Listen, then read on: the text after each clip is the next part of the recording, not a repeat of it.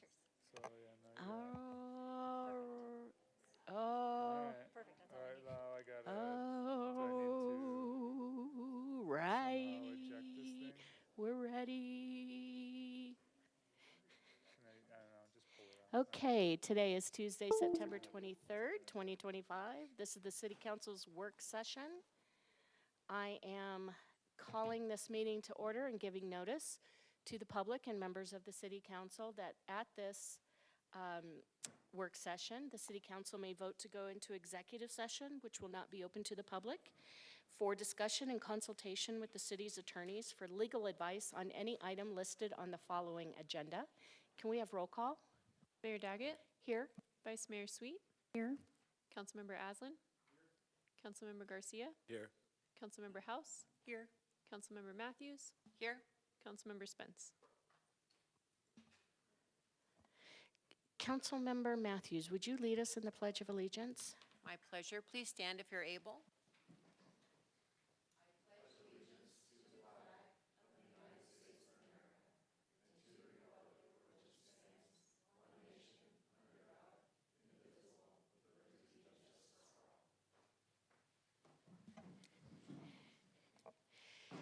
Councilmember Garcia, could you read our mission statement?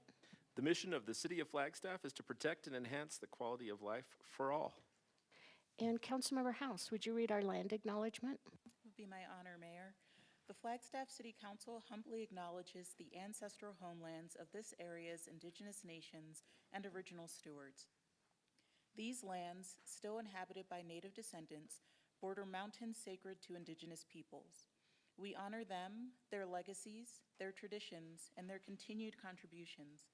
We celebrate their past, present, and future generations who will forever know this place as home. Thank you. Next up is open call to the public, which enables the public to address the council about an item that is not on the prepared agenda. Comments related to items that are on the agenda will be taken at the time that the item is discussed. And because whatever you are going to speak to us about is not on the agenda, we can't answer questions, ask you questions. And you have 3 minutes, and there's a clock right here, and I'm going to call up Gary Wright.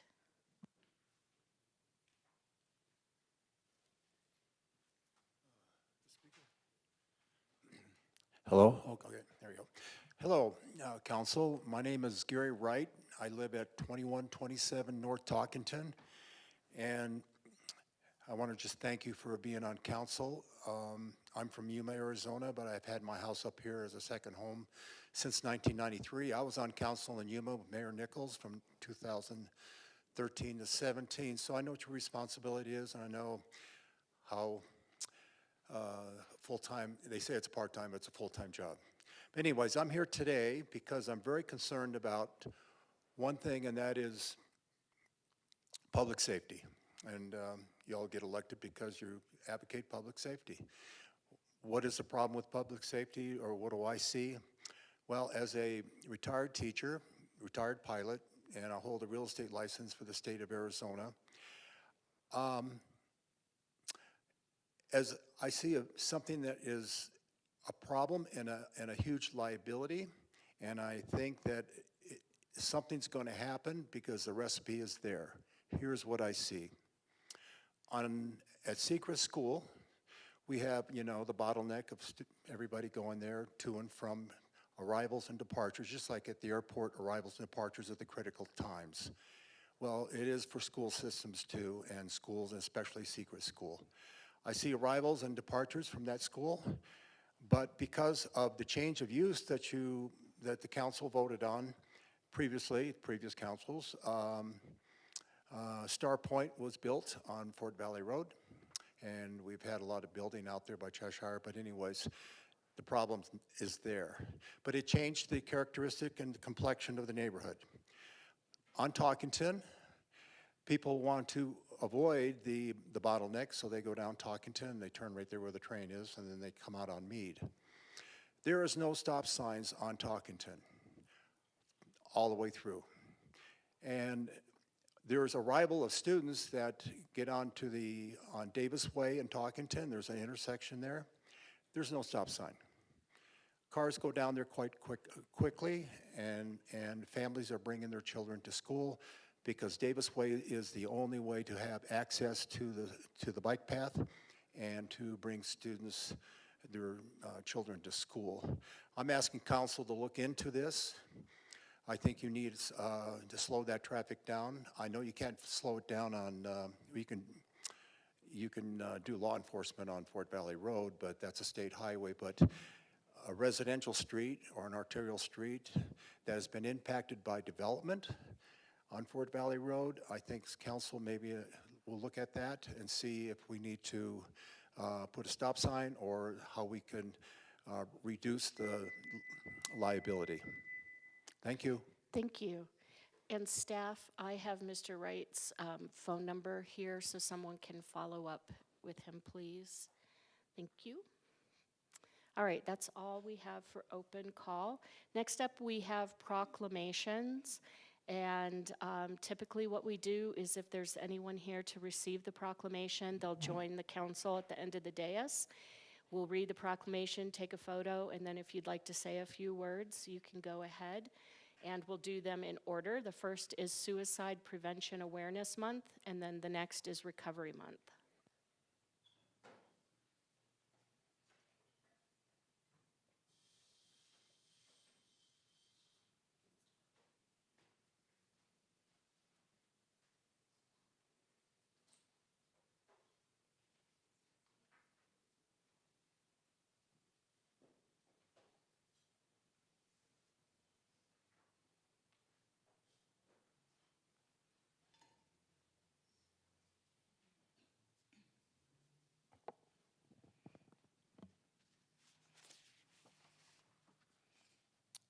It's my honor to read these proclamations today. Whereas the month of September is recognized as National Suicide Prevention Month to raise awareness, spread hope, and spark meaningful action to ensure that all people can talk openly about suicide prevention and have access to help and support resources. And whereas suicide is a major public health issue that requires vigilant attention and preventative action, the Arizona Public Health Association recorded at least 1,082 deaths by suicide in Arizona in 2024, and suicide was listed as the 9th leading cause of death in the state. And whereas the 988 Suicide and Crisis Lifeline and other local and national programs provide immediate, life-saving support to people facing their darkest moments. And whereas as a community that cares, we can join together to foster hope, resilience, and community wellness, empower all members of our community with knowledge and support, and remind every person that help is available, healing is possible, and no one is alone. Now, therefore, I, on behalf of Mayor Becky Daggett, Mayor of the City of Flagstaff, Arizona, do hereby proclaim the month of September 2025 as Suicide Prevention Month.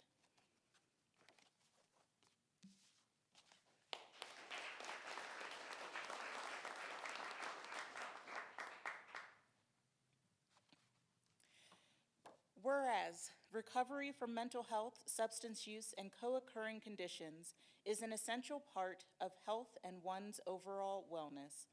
And whereas recovery supports for mental health and substance use conditions and co-occurring conditions are effective, and people can and do recover in our area and around the nation.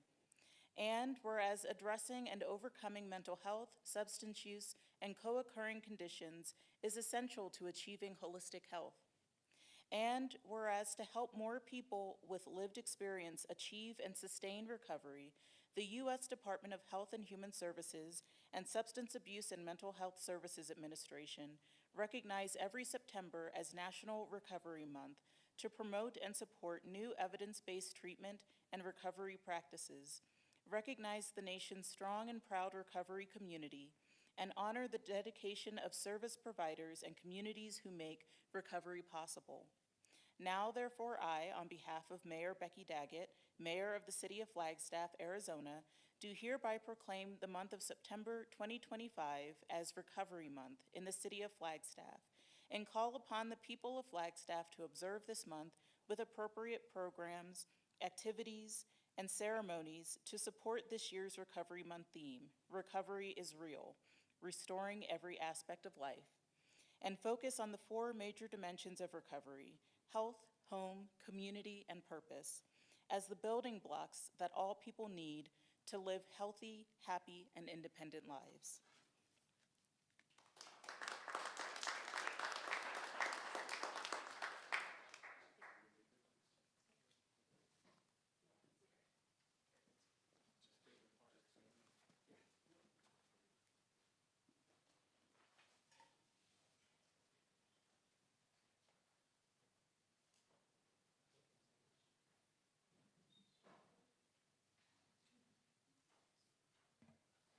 All right, next up we have September work anniversaries.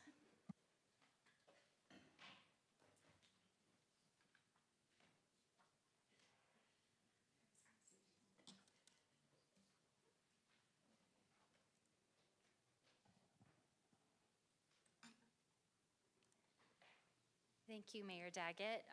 Good afternoon, Mayor and Council. Shannon Anderson, one of your deputy city managers. We are here to celebrate September and the many work anniversaries that we have this month. This first slide covers all of those divisions and employees who are celebrating a first-year anniversary within our organization. You'll see folks from the library, from pros, from information technology, sustainability, water services, human resources, the police department, have a huge variety of divisions who are celebrating this month. So congratulations to all those employees who've been with us for their first year. Moving on to our 10th year anniversary, we have Daniel Carrick, who is a recreation supervisor within our pros division, again celebrating his 10th year. We also have Lauren McMillan, one of our library clerks, celebrating 10 years with the organization. And then moving right into 25 years, our first individual here with an extended period of time with our organization is Sarah Dar. She's our housing director. I know you typically see her here at these meetings, but she's on leave right now, so she won't be joining us this evening. But I'd like to take some time and tell you a little bit about Sarah. Again, she's been here for 25 years, working for the city of Flagstaff. She was born and raised in our community, and she's devoted her career to making a lasting difference in the place she calls home. As the housing director, she's brought vision, compassion, and determination to one of the city's most pressing challenges, affordable housing. As we might say, capital A, right, Justina? Is that the right capital A, affordable housing? Yeah.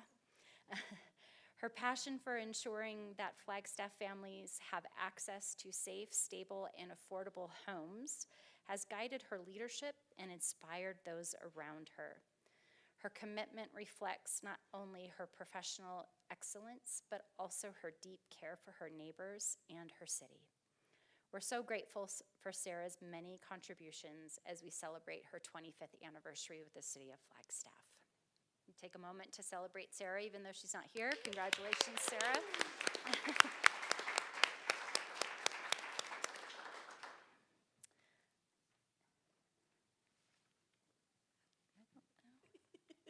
It restarted on It did. I'm gonna try and go back here.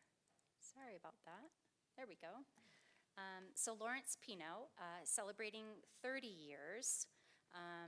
Amy's here because Lawrence is actually on some time off with his brother, but he has shared some thoughts that he wanted to pass along to council and the community. Before we do that, I'll just tell you a little bit about Lawrence.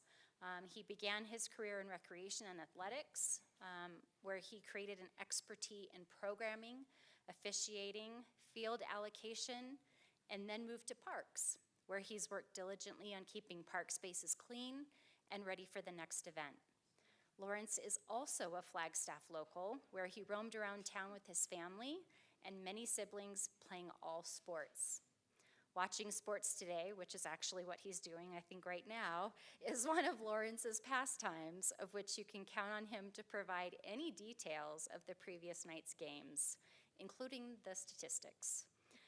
Pros is elated to celebrate with Lawrence his 30 years with the city of Flagstaff and hope he's enjoying some well-earned time off. So I'll turn over to Amy.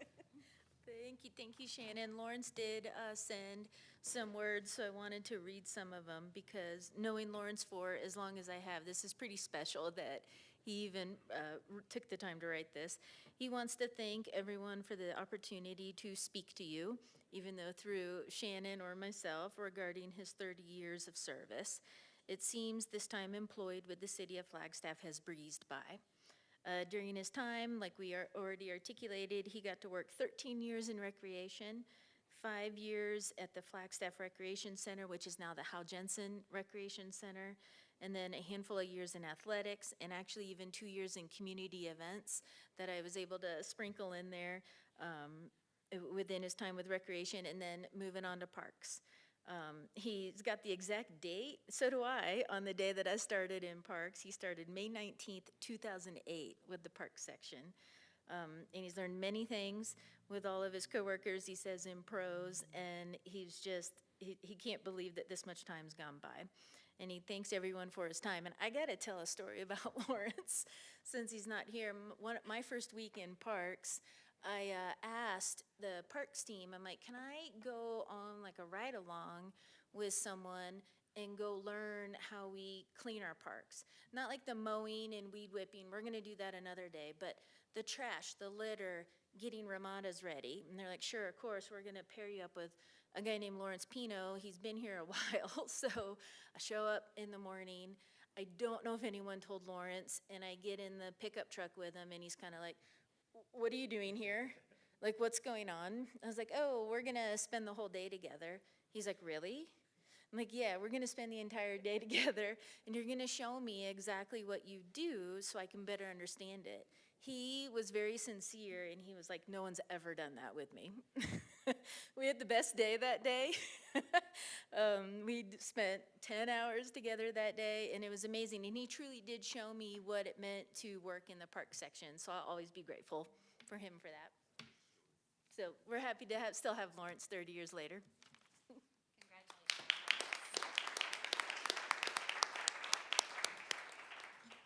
Thanks, Council. We'll see you again. I believe it's October 28th, where we'll celebrate October anniversaries. All right, next up, we have the city manager report. Thank you, Shannon, Amy, for that. That was great. Georgiana is going to help drive on this. Council, you have my report. I apologize that it wasn't in the initial packet. It came out pretty late, and it's pretty brief. After the report, you're going to get an update from pros. So you get to hear a lot more about our wonderful pros department. Rebecca, I think, will kick that off. Next time, we'll have Heidi Hansen speak about economic vitality. I did append the EV newsletter, and that, I think, came from, it's either July or August. Pros is August. They're there for your reading enjoyment. In terms of the report itself, some updates.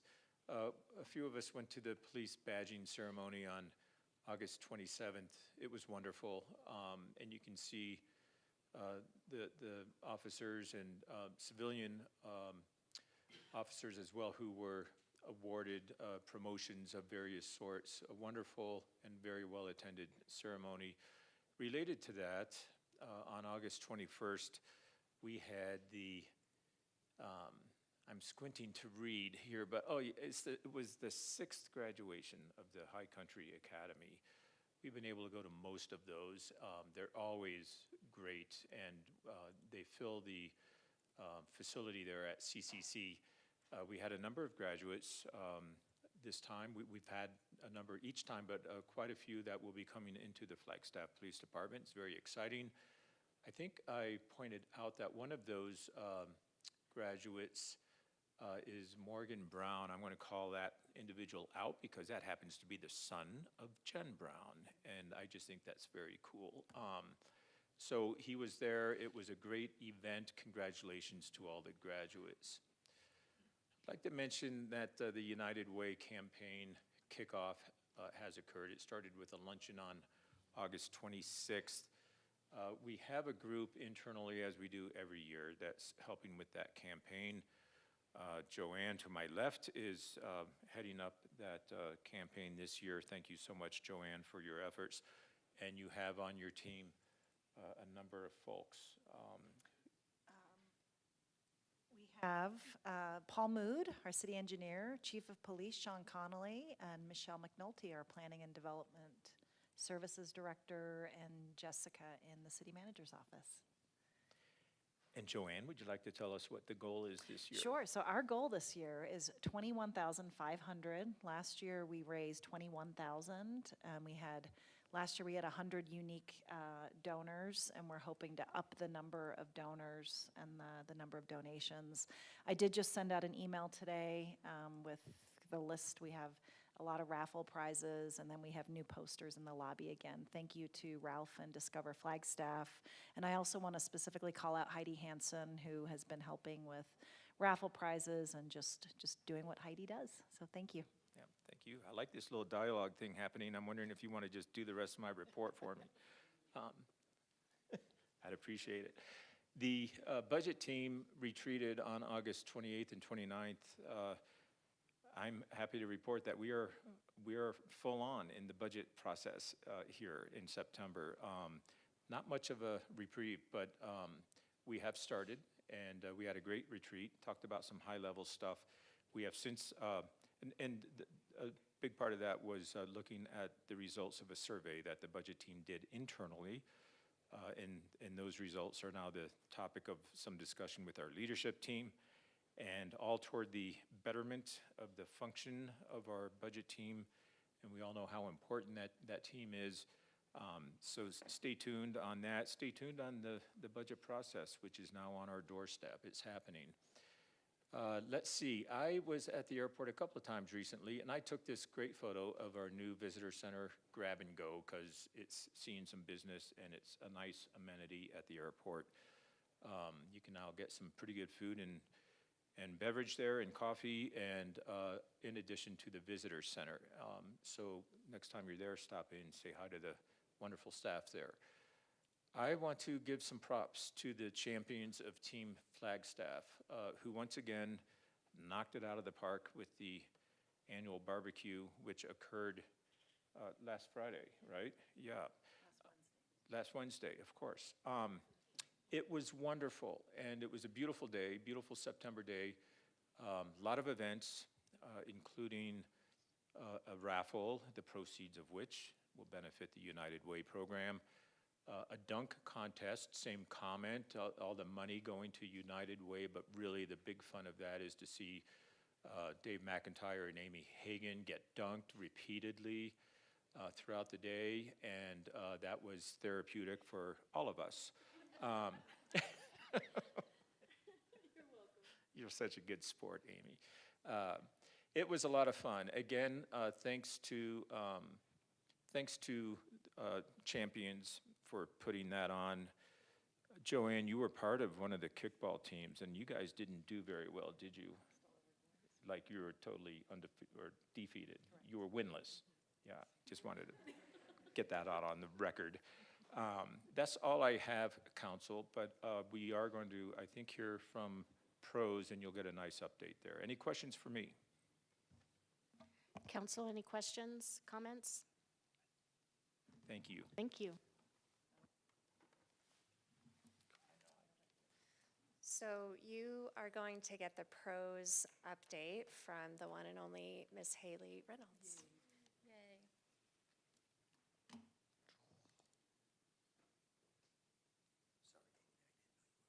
That's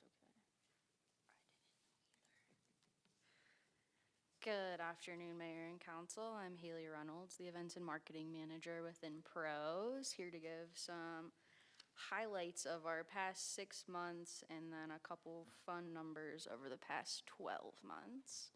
Kicking it off with Parks. Parks completed the replacement of 2 aging playground structures at Mobile Haven and Smoke Rise Park. The new structures designed for children ages 2 to 5 feature accessible elements and a thoughtful design that complement the existing structures on site. If you haven't taken the kiddos, grandkiddos, you definitely should do that. Parks in partnership with sustainability took an exciting step towards reducing emissions by beginning to utilize electrified small equipment. The Energy Efficiency and Conservation Block Grant supplied 1 lawnmower, 10 backpack leaf blowers, 2 pressure washers, 5 line trimmers, 2 snow blowers, battery packs, and chargers. This step supports the city's carbon neutrality plan and allows for quieter maintenance in our parks. Our community and visitorship's been hitting the trails this year with around 350,000 users so far. That puts us on track for the 500,000 users we saw last year. Shout out to the Buffalo Park Loop, that continues to maintain as our most utilized location. And then mini shout out to the Route 66 West Trail, which is our second highest use. Parks also completed improvements to the TWA Memorial at Citizen Cemetery, which honors the passengers and crew who lost their lives in the June 30th, 1956 mid-air collision. Enhancements included replacing the sod with artificial turf, removing and thinning overgrown landscaping, repairing and replacing concrete sidewalk sections, and refurbishing the surrounding border walls and stanchions.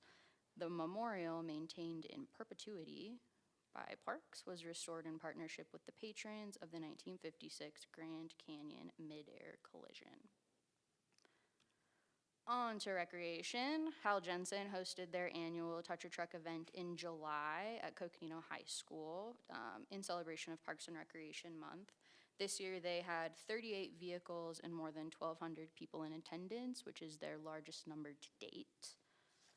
Shout out to Hal Jensen. They also partnered with Flagstaff Police to bring back Night Court, which was super successful last year and even more so this year. On average, they're seeing 40 to 50 youth. That program's offered once a month over the summer months and is an activity to bridge the gap between the police and the youth in the community. The Aquaplex Summer Camp made considerable leaps in enrollment this year, averaging 30 campers per week and running for 9 weeks. And to put that into perspective, we ran 4 weeks of camp last year and averaged about 13 campers.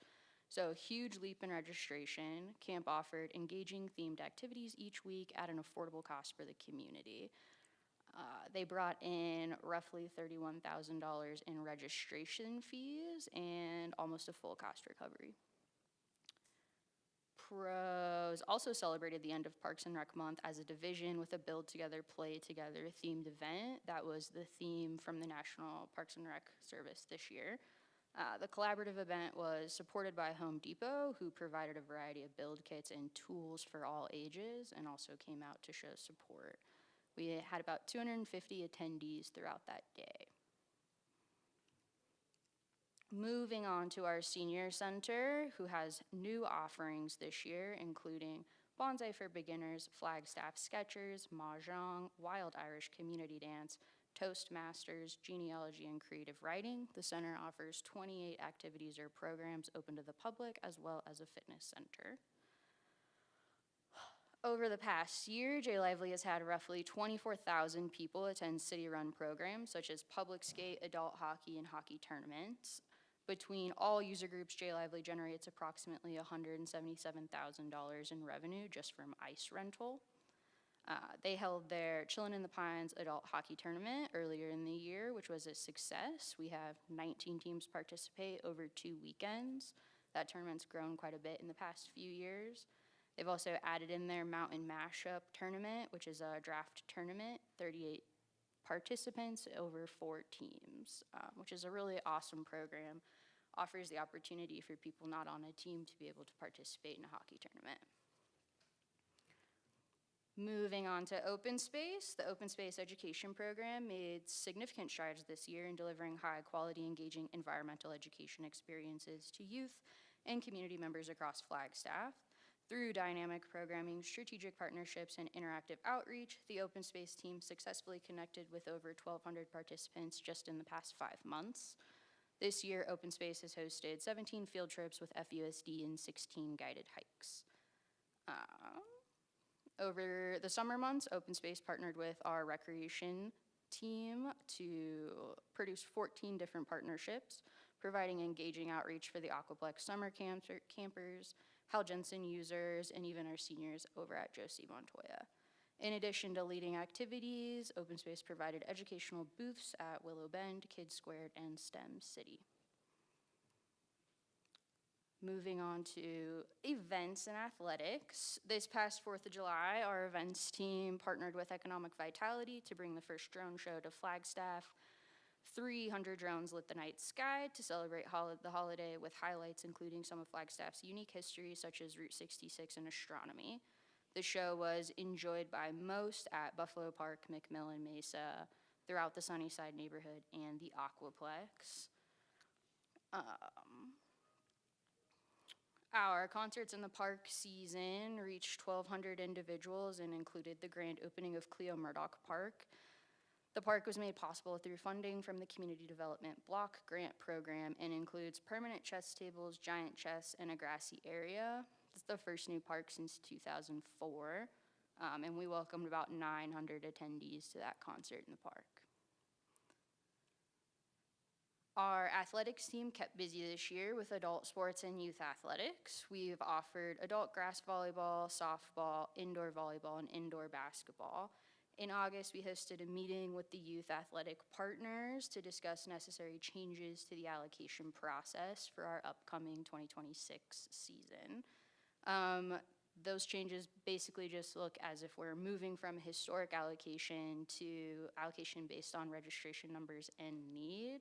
And the goal with that change is to address the inequity amongst user groups and allow for new user groups to come in and have accessible space. And then our marketing team has fulfilled 120 marketing requests this year. Those requests include creation of public-facing content, such as flyers, radio advertisements, and social media campaigns. We continue to remain active on Facebook and Instagram with a steady increase of followers, and we're hitting our target audience of Flagstaff residents is about 79% of our following. And it's Arbor Day, so happy Arbor Day. That's the end of my presentation.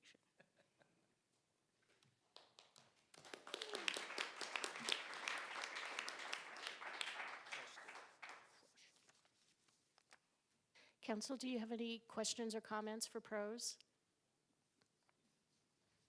Thank you. Anything else, City Manager? I think that's it, Mayor, Council, thank you. All right, we're moving down to item number 8, 2024-25 Annual Report for the 10-year housing plan.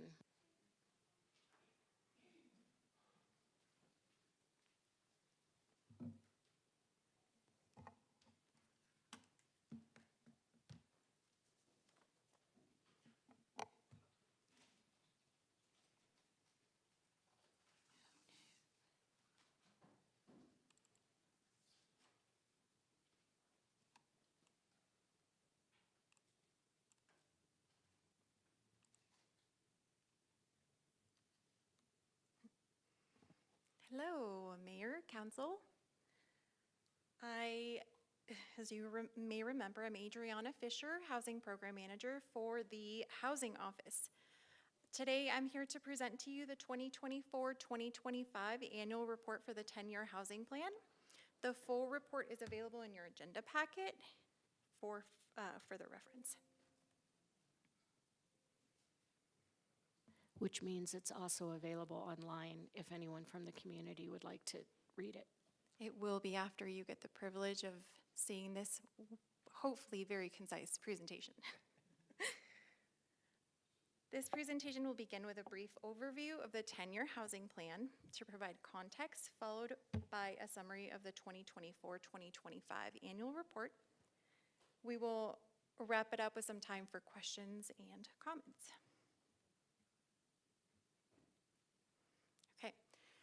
I know you've heard this before, but let's start with a quick reminder.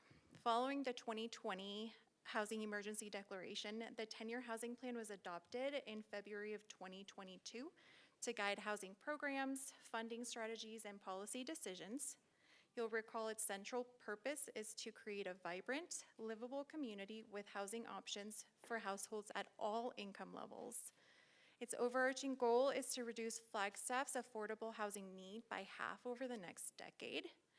To achieve this, the plan is structured around 4 key elements: supporting at least 6,000 low to moderate income residents, creating or preserving nearly 8,000 housing units, with over 10% being affordable, in advancing 13 policy initiatives that drive long-term change, and lastly, implementing all 58 comprehensive strategies through partnerships and the city's budgeting process. The 24-25 annual report offers a comprehensive overview, including current market conditions, key highlights from the past year, progress toward the overarching goal, status updates on strategy implementation, available housing resources and community-led efforts, ongoing collaboration with partners, and legislative actions and advocacy efforts. As of July of 2025, affordability remains a significant barrier in the Flagstaff's housing market. The cost of living is 21.2% above the national average, with housing costs 51.6% higher.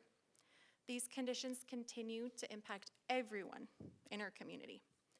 The median home price now stands at $685,000 across all property types, with a median price of $787,000 for single-family homes.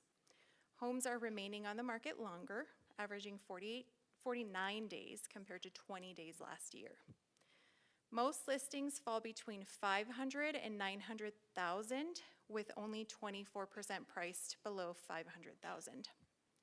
Local buyers increasingly rely on dual incomes, financial assistance, or family support to close the gap between wages and housing costs. I have a couple of examples tonight, both assuming a debt-to-income ratio not to exceed 45%. Condos remain one of the most affordable home ownership options, with a median price of $345,000. To purchase a condo, a household would need an annual income between $82,000 and $95,000 based on a 3% down payment and a 7.125 interest rate. This results in an estimated monthly housing payment of a little bit over $3,000, including your standard $250 in homeowners association fee. By comparison, affording a single-family home requires an annual income between $165,000 and $177,000, more than twice the median household income of $69,700. This assumes a 3% down payment and 6.875% interest rate. The monthly housing payment for a single-family home would be approximately $6,100, nearly 3 times what is considered affordable for the average household. The rental market, which remains expensive, is showing early signs of stabilization. Flagstaff's average rent across all unit types is 6% above the national average of $2,200. Currently, average rent across all unit types is approximately $2,234 per month, which is actually 71% less, or $71 less than last year. 2-bedroom units average $1,992 per month, roughly $100 higher than national rates, but this figure is trending downward. This modest cooling provides some relief to renters, although rent growth continues to outpace wage increases for many residents. So in 2024-2025, a total of 406 residents received assistance through various programs, including down payment assistance, community development block grant projects, newly issued housing choice vouchers, also known as Section 8, and affordable rental and home ownership units. Additionally, 831 market rate and 115 affordable units, over 12%, were created or preserved within city limits. This exceeds our goal of a minimum of 10%. The graphic on your screen, which you also may be familiar with, represents the data housing staff update quarterly to monitor and inform the community about progress toward the 10-year housing plan's overarching goal. From February 15, 2022 through last June 30th, 2025, 1,093 residents have been impacted by various assistance programs, as outlined previously on the last slide. This is up from 444 last June. 1,888 market rate units have been constructed, up from 1,057 last year. 274 affordable units, or 12.7% of total constructed units, up from 159 last year. And developers have committed an additional 481 affordable units, which we will not count until they are delivered. This is up from 430 last year. We've received several inquiries over the last few months from the public about where projects are located, particularly regarding the distribution of market rate and affordable housing units. In response, and thanks to the GIS team, we've updated our GIS housing continuum maps to better reflect this information. To protect client confidentiality, we don't display exact addresses. However, the maps do provide a detailed view at the neighborhood level, giving a clear picture of our service areas and housing mix. And also, I want to point out that this link goes directly to that, or you can simply Google City of Flagstaff GIS maps to get there.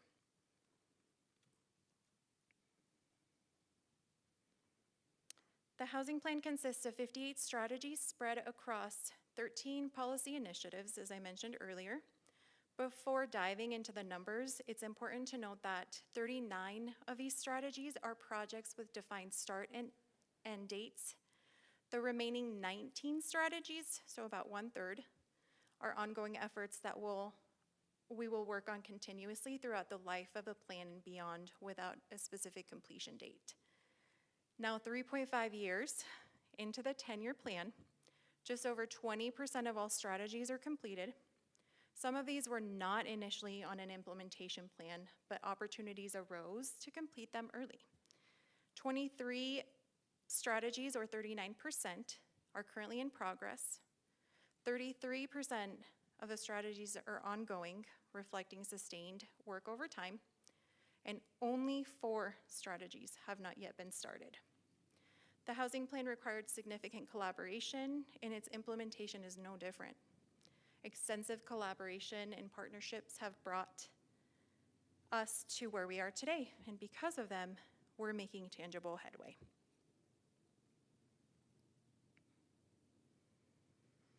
Three strategies were completed in fiscal year 2024-2025. Thanks to the extensive efforts of the project leads and collaborators, some of them are online, of the Land Availability and Suitability Study and Code Analysis Project, also known as LASCAP, the city explored innovative tools and techniques, including infrastructure solutions, to reduce development costs. This foundational work will inform and guide future development efforts citywide. With the approval of the 2024-2025 budget, thank you, budget team and council, Housing now has a full-time ongoing housing navigator effective July 1, 2024. This role supports both landlords and housing-challenged residents to help maintain stable housing. And after much research, it has been determined that under Arizona state law, the city cannot legally add new protected classes locally, such as age or source of income. Staff remain prepared to revisit this issue if state laws change.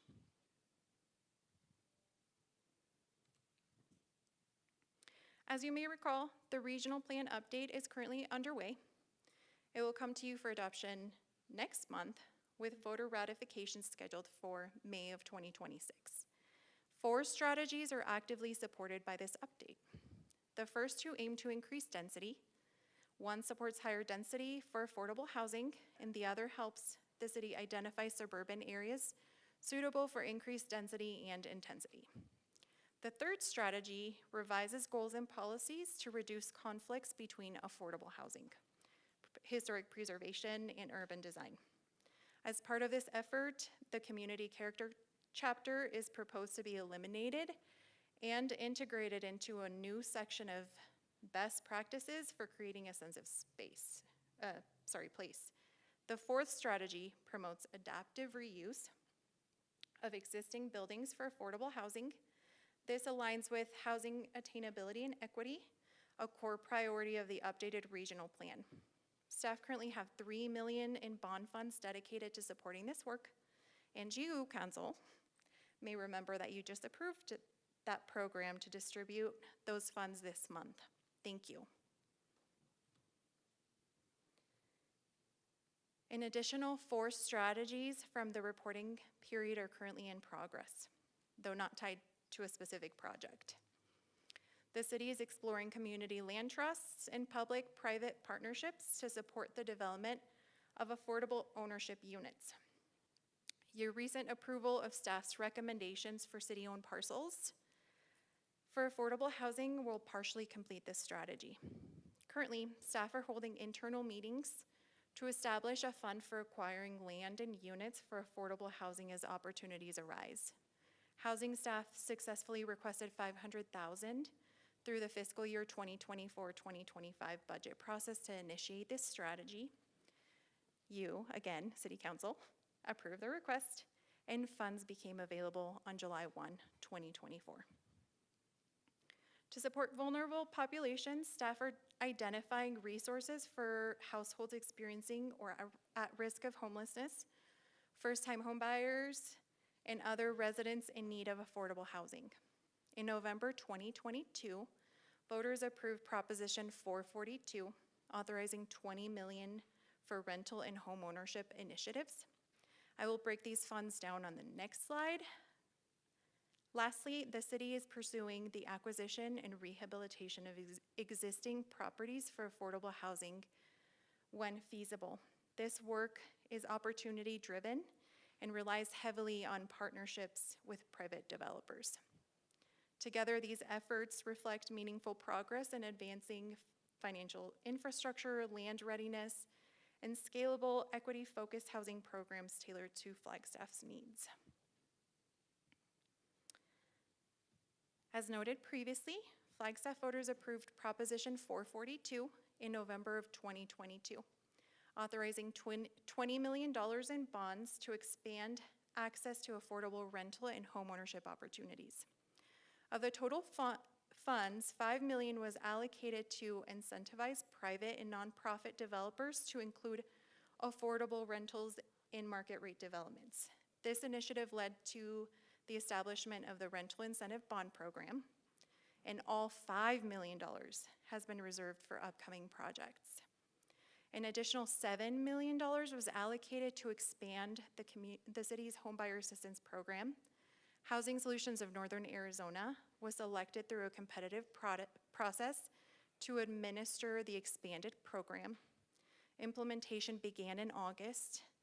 A second phase of the program, which will introduce a permanent affordability component, is scheduled for your consideration next month, following Housing Commission review and recommendations this week on Thursday. $3 million is dedicated to supporting the adaptive reuse of existing buildings into affordable rental housing. The Housing Commission reviewed that program in July, and Council, you once again, approved the program earlier this month. Thank you. Finally, $5 million was reserved for the redevelopment of city-owned housing through the Rental Assistance Demonstration Program. A consultant has been selected through a competitive process to help administer the program, and project scoping and contract drafting are now underway. In the coming months, they will come to you for your approval. In other highlights, this program year, despite national uncertainty surrounding federal funding, Flagstaff's Community Development Block Grant allocation actually increased by more than $68,000.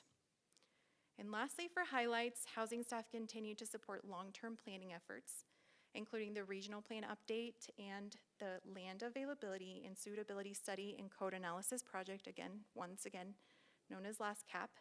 The land study phase concluded last fall, and the final phase of the code analysis project is in progress. These initiatives are expected to reduce zoning and infrastructure barriers and strengthen the implementation of multiple housing strategies.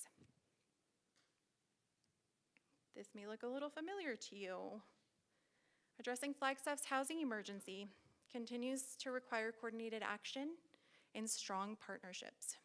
In the last fiscal year, the city has strengthened partnerships with organizations such as the Northern Arizona Association of Realtors, also known as NAR, Northern Arizona University, the Coconino County Continuum of Care, and the Community Action Advisory Board. Housing staff's partnership with NAR continues to grow. Monthly meetings serve as a platform for information sharing, stakeholder engagement, and collaborative efforts toward inclusive and sustainable housing strategies. Our most recent collaboration, a homebuyer resource and education event for first-time homebuyers, yielded nearly 90 participants. It was scheduled to coincide with the launch of the expanded Community Homebuyer Assistance Program, also known as CHAP, which now offers up to $50,000 in down payment and closing cost assistance to eligible households.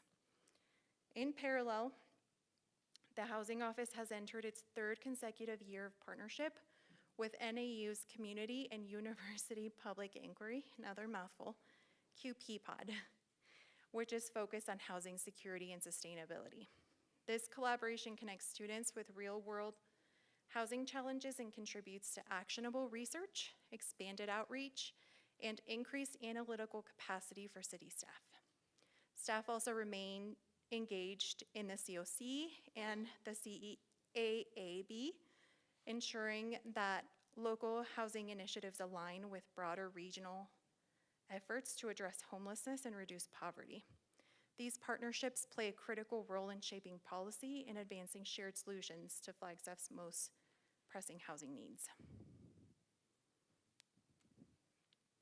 Flagstaff's housing emergency does have some obstacles to overcome. Flagstaff cannot legally expand fair housing protections such as source of income due to state preemption. However, staff will continue to monitor future changes in state legislation. Local zoning tools are also constrained by law, limiting the city's ability to increase flexibility for affordable housing solutions. One example is the state does not allow cities and towns to require affordable housing from developers, or another example is the city's limited oversight on short-term rentals and second homes. Despite these barriers, you, council, and organizations like the Arizona Housing Coalition continue to advocate for legislation that supports flexible, locally driven housing strategies. These efforts are ongoing and essential to long-term success. In conclusion, Flagstaff continues to make meaningful progress toward addressing the housing emergency through the creation and preservation of housing, targeted resident support, and policy advocacy. The city is laying a strong foundation for long-term impact. Despite this progress, the need remains urgent, particularly for workforce households, renters, and first-time homeowners. Addressing this challenge will require sustained leadership, strategic partnerships, and continued investment in scalable, equity-driven solutions. With a collective commitment and focused action, the city remains on track to meet its 2032 housing goals. And with that, thank you so much for your continued support. I'm happy to answer any questions you may have. Thank you. Councilmember Garcia. Thank you, Madam Mayor. Thank you, Adriana. That was an excellent PowerPoint, and I learned everything that I might have already forgotten about the plan after reading it, after getting on council here. Some things that I was curious about, though, that I've never had any experience with is the Housing Navigator.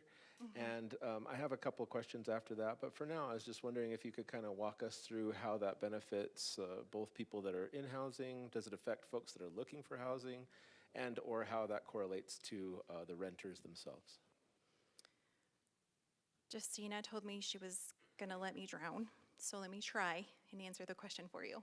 Thank you. The housing navigator position, not throwing her under the bus at all publicly. The housing navigator position is a housing authority position that is meant to help residents or upcoming residents in navigating the process, which can be very complex for Section 8 and low-income public housing participants. Does that? Yeah, so basically, I guess I was kind of preloading this question because I have folks that I work with that ask me all the time, out in the community, how can I be part of housing? What does AMI mean? Things of that nature. So are you saying that if they go to the housing navigator, that it could kind of push them in that direction to see what the first steps are for applying for such services and whatnot? We actually have excellent administrative specialists at the front desk that are, we have created stations essentially to apply for the process. We've created an online platform to where they can receive one-on-one assistance to apply for all of the programs if they choose to apply for all of them, if that answers your question. Yeah, that does a little bit better of a job. Thank you very much. I do appreciate that. Your question, your answers were perfect the whole time. My question was what I was trying to get around. Nice work, though. I think it was towards the second to the last slide that mentioned legislation, and it made me think of a question that for all intents and purposes, I know the answer of. But I keep getting it out in the community by my constituency is why can Flagstaff not have a housing department? In other words, why don't we have a construction department that builds houses nonprofit style? I guess the community's concern is that they think that that would be a way to get past some of the extra costs. But I was wondering if the housing department could give us a better answer so that way the community understands why we're not in the business of building houses. I'm going to beat Justine out of this one. Thank you for the question. We are not building developers largely because it requires a lot of money.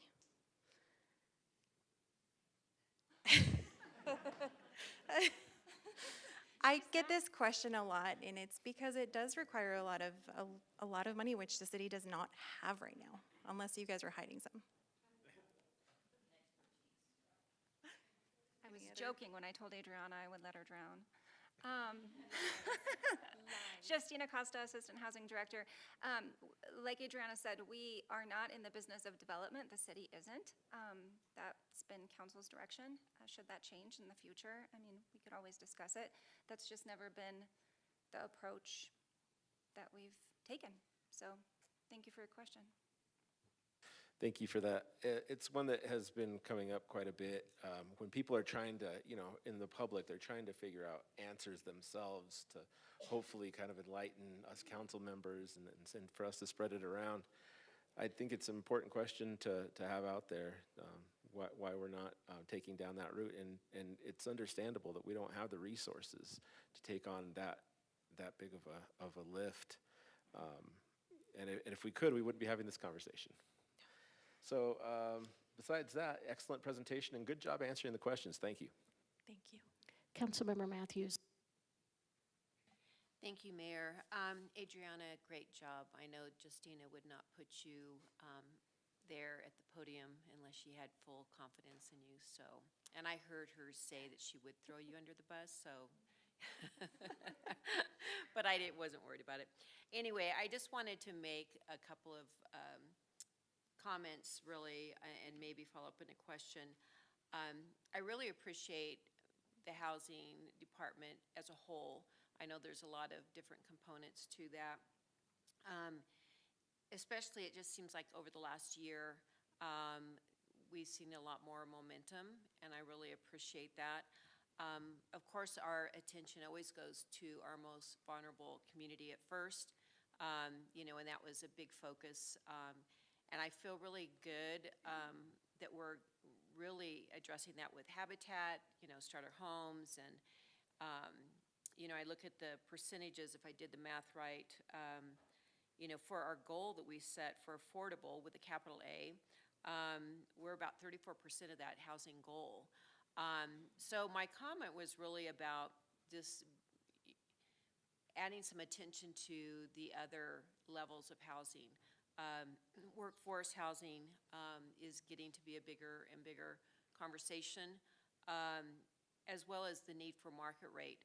A lot of people say, oh, we don't need more, expensive houses, but, the studies from ASU, Morrison Institute, I was doing some research to other notable sources, it's highly recommended that we have a diversification in housing because it just, people that could afford market rate houses maybe are in, houses that, they could afford more, but there's not enough stock in there. So, I just wanted to bring that conversation to, I'm happy to hear, and that's not really under the housing department's authority. We've talked a lot about LASCAP is going to make some, big changes, and we've talked about incentivizing, or I talked about incentivizing for workforce housing.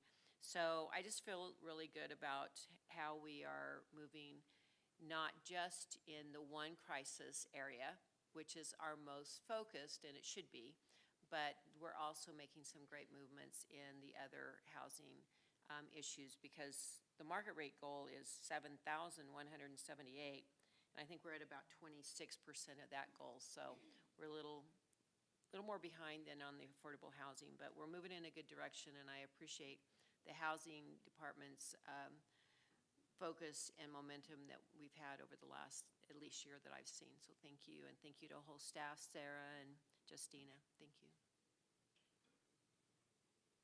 Vice Mayor. Thank you. I do want to start off by thanking the team for the presentation and showing us the level that we've moved forward. It's such a difference from a few years ago when I got on council, so I really appreciate the hard work. This might have been in your presentation, and so I'm sorry if it was and I missed it, but I'm wondering how we measure success beyond just the unit count. That is super important, don't get me wrong, and I appreciate the needle and all of that. I've said that before. But I'm wondering, like, for example, tracking housing stability, reduced displacements, and improved access for housing for vulnerable populations. How is that factored into all of this? And can you pinpoint it a little bit more? Thank you for the question. That's a great question. We have all of the things that you mentioned are part of the ongoing strategies that we continue to work hard on. And those are strategies that we continue to work from the beginning of the implementation of the plan. So I guess my answer for that is we thoroughly take a look at every single strategy on the plan, which is 58 of them. Again, the ongoing strategies satisfy a lot of the things that you said, but we really dissect those and make sure that we are making progress on every single one of those ongoing strategies. So strategy completion, in addition to affordable units and market unit creation. And I'm gonna look to Justina, see if she has a better answer. No, that was a perfect answer. In addition, being a CDBG Community Development Block Grant subrecipient or recipient from the federal government, we are required to track all of the funding and all of the beneficiaries of that funding for that program. So those numbers funnel into our 10-year plan numbers as well, but those are tracked based on every single activity that is funded with CDBG and is reported actually in a document called the CAPER. It's the Consolidated Annual Performance and Evaluation Report, and Christine Pavlik is currently working on that. So once that is completed, it'll get published on our website. Thank you for clarifying that. And I do love the website, and I appreciate that you update that frequently. And as long as you keep this in mind when you do your reporting, that's great. Councilmember House. Thank you, Mayor. I was going to say this question is specifically for Justina, but it's not really. It's, if you want to hop into it. You mentioned, Adriana, in the presentation, the proposal to eliminate a community character chapter. Was that a chapter of what? Like, where is that? That is a great question. That was one of the regional plan strategies. It's relevant to the regional plan update, and in the update, that is a proposed amendment to get rid of that chapter and insert those goals into a different one. Okay. Does that answer your question? It does. Thank you for that clarification. And I wanted to hone in on that specifically because I thought maybe that's where it was, and I'm really excited to see the potential for that because I think that sense of space is a really important conversation that is not had enough and has a lot of potential to move things forward in a better direction than what historically conversations about community character have been able to do. So thank you for that. And just closing comment there is just to thank you and the housing team for the presentation overall, for all the work that's being done to advance this plan and keep moving things forward for all of our housing goals. I know 58 both sounds like a small number and a huge number, and it's, yes, it is very much right in the middle of both of those things. It's everything that we do feels like a drop in a bucket, but at the same time, every drop in that bucket is filling it higher. So I'm just deeply appreciative of everything that you all are doing to keep moving us forward. I have a couple of questions, and then I'm going to take public comment. Can you walk us through the ways that members of the community can issue a complaint in terms of discrimination under what we currently have in place? But as I understand it, a complaint can be issued even on an item that is not included in our civil rights ordinance, correct? You're referring to the landlord-tenant and fair housing, Yes. correct? Sorry, yes. All right. Would you actually like me to walk you through it? Because I can. We have a website. On our website, we have fair housing and landlord-tenant resources. The Landlord-Tenant Act and all of those resources have actual fillable pages that the public can fill out for any complaints. They may also call the Housing Authority at 928-213-2730 and ask to speak with one of our administrative specialists to gather those resources or have them sent directly to them. We also manage that for CDBG purposes. It's a federal requirement that we have to track those complaints and do some sort of reporting with them. But we have the resources. We don't do the actual investigation, correct? We send it to the Southwest, help me out. Southwest Fair Housing Council. Southwest Fair Housing Council. Yes. Okay, now, you touched on that we aren't able to add any other protections under our protections, and I'm sure we all get asked about source of income repeatedly. Can you touch on the limitations and why we can't add additional classes? That's a great question, Mayor. And if someone thinks that they have been discriminated against because of that, what they can still do even though we aren't able to add it as a protected class. Thank you for the question, Mayor. I have Anya. She's our attorney and has agreed to help us answer these questions.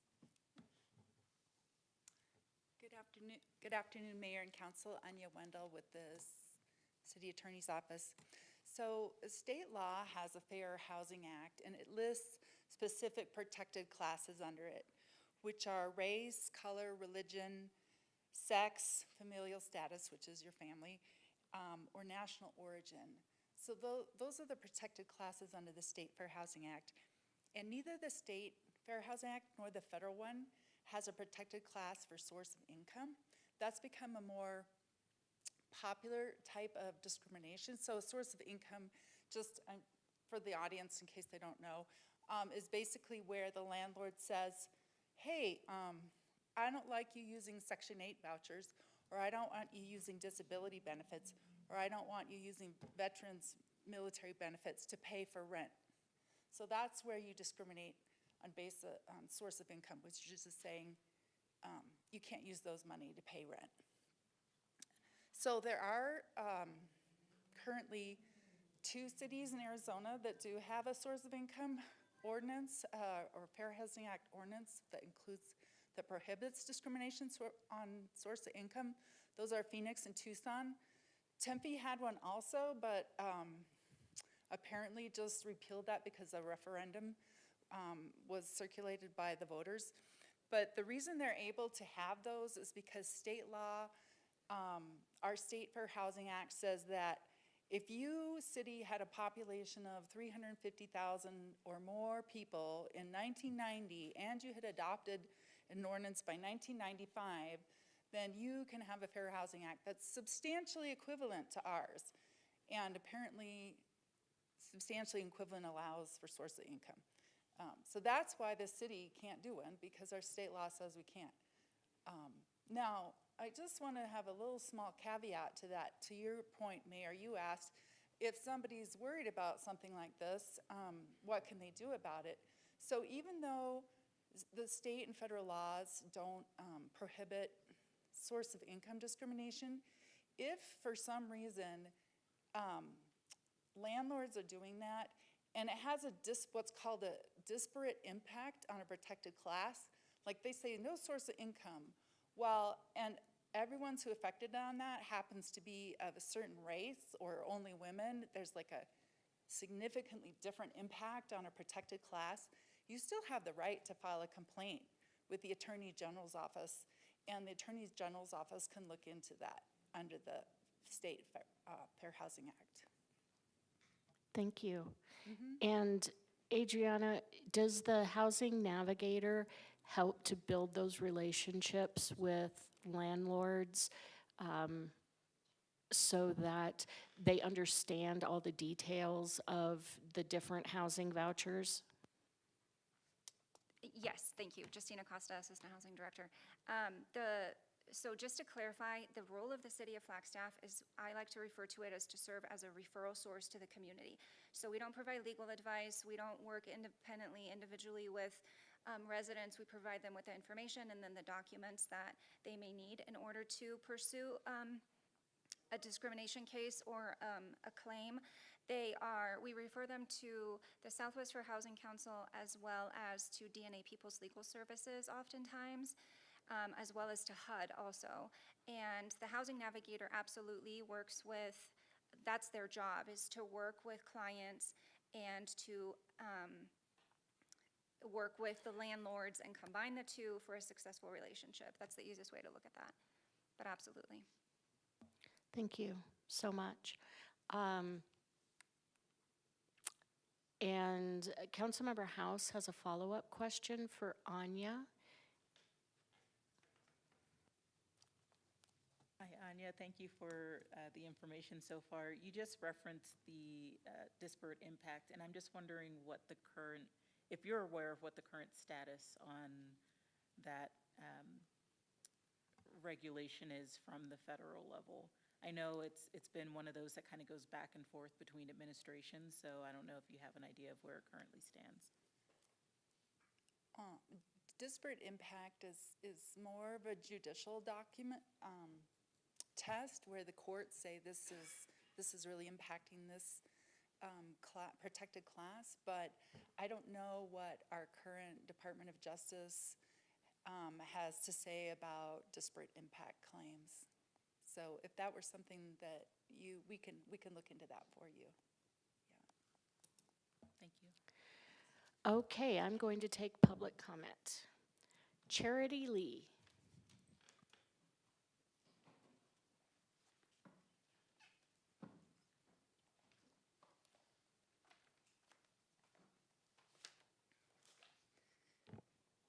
Good evening, Council. Charity Lee with Capstone Homes. I'm here to speak tonight about the 10-year housing plan. The plan has an aggressive goal of creating, preserving over 7,900 homes with 10% affordable by 2031. I'm here to tell you that that goal is unachievable unless the city makes drastic changes to its review and approval process. In December of 2024, the city of Flagstaff adopted a two-step process for approving subdivision plats, which consists of a preliminary and a final plat. In January 30th of 2025, this year, Capstone submitted an application under this new process for 58 workforce housing units. We anticipate final plat approval in this October. This is an improvement from the prior process. However, it has still taken 10 months to receive final plat approval. It will then take approximately 9 months for land development and then another 7 months for the units to be completed. From the start of this project to certificate of occupancy, it will be over 2 years. Unless changes are made to the review timelines, the city will not meet the housing goals. I would suggest the city look at reducing the completeness review on an application to 3 to 5 business days. Allow applicants to submit applications more frequently than every 3 weeks, and allow projects to be placed on a council working calendar when the project is nearing staff approval.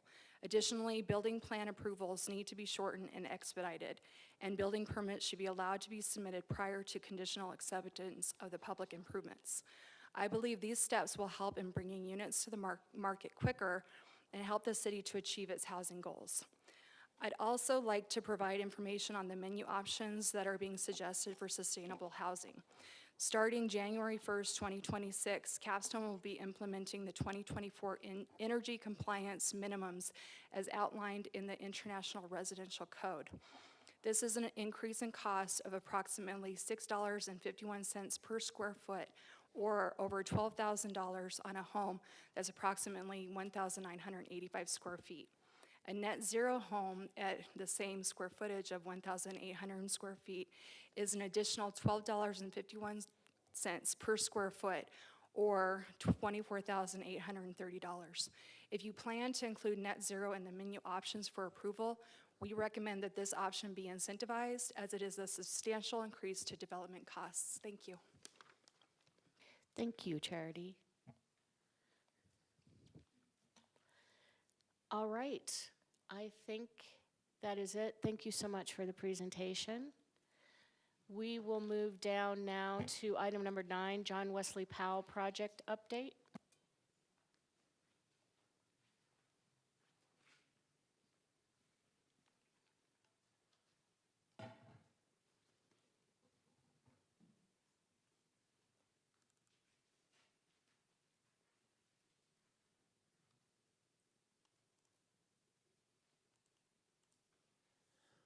Good afternoon, Mayor, Vice Mayor, members of the council. David Peterson, Capital Improvement Project Manager. Thank you for your time this afternoon. I have a brief update. We're going to break it up into 2 parts. So I'm going to give an engineering update, then Michelle McNulty will give a planning update. So I promise I won't be long-winded like I have been in the past sometimes. For those that weren't able to join us in the field visit, it was about this time last year. Thank you for the members of council that were able to join us out in the field, walking the new road section. It is located on the southeast section of town, at the current end of John Wesley Powell, the eastern terminus, so close to that Pine Canyon area, as well as the south end of South 4th Street. So kind of our section is right here in the middle. I did insert a map that's in the presentation twice here in between at the last minute, because I really feel that this really helps show the 3 parts of this roadway that we're building to complete this section. So we're building what is referred to as the peanut butter and jelly, the middle of the sandwich. The private side here, the cemetery, is this southern part of the roadway alignment, and then we are the red part here, the city portion, and then the Canyon Del Rio is this upper yellow part. Canyon Del Rio has submitted design plans, I believe, here just in the last couple of days. Cemetery is well under the way as well. And then last time we were here in front of council was July of this past year with the change order to go to Peak Engineering to help us get final design or construction documents for that red section that we showed in the middle. So the middle third of the road. It's about 4,300 linear feet. So since July, we've been working on coordinating with the developers, engineers. So clearly, when you're building a section of the road that's in the middle, you need to make sure you have really good communication with those that are designing around you. So we've been working with them to make sure our alignments match, to make sure our utilities match, to make sure access and interchange and intersections match.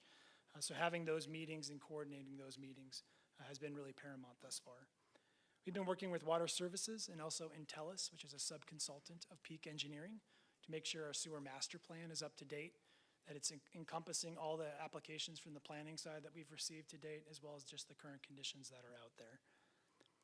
Another aspect that's been done just here in the last couple of weeks, actually, is what's called geotechnical sampling. So whenever we build a road, a new road, or even repair an old road, we poke holes in the ground to make sure what we're building a road on is not going to mess up our road that we're building there. So we went out there and we potholed or geoteched about 10 different sites along the transect here to make sure that we know what's going on below us as we go out there to build a new road. That report is being assembled, but the actual field work, we were able to work with the property owners to gain access to get out there and make sure that we left that in the same condition that we found it.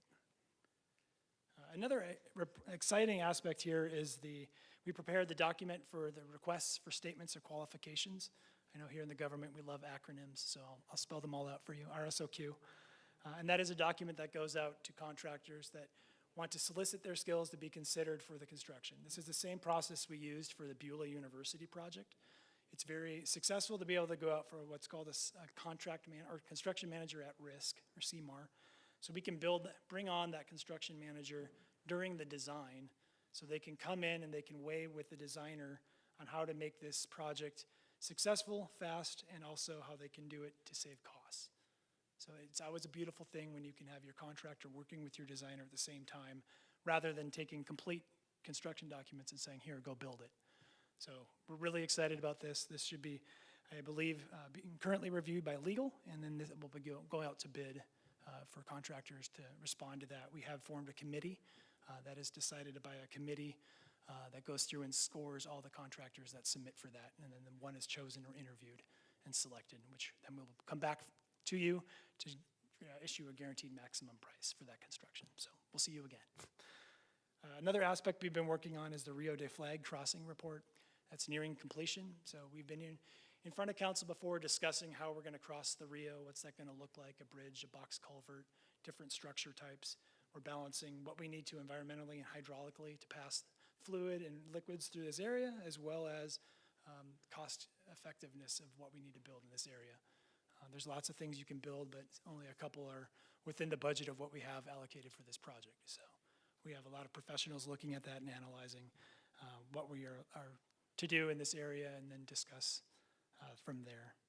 And then lastly, the 60% design. So typically we have the 30%, the 60%, 90%, final 2%, final 2 plans. So we're currently working on the 60% plans with Peak Engineering on that red section in the middle. And we should be hitting a milestone here and coming up in November for those 60% plans.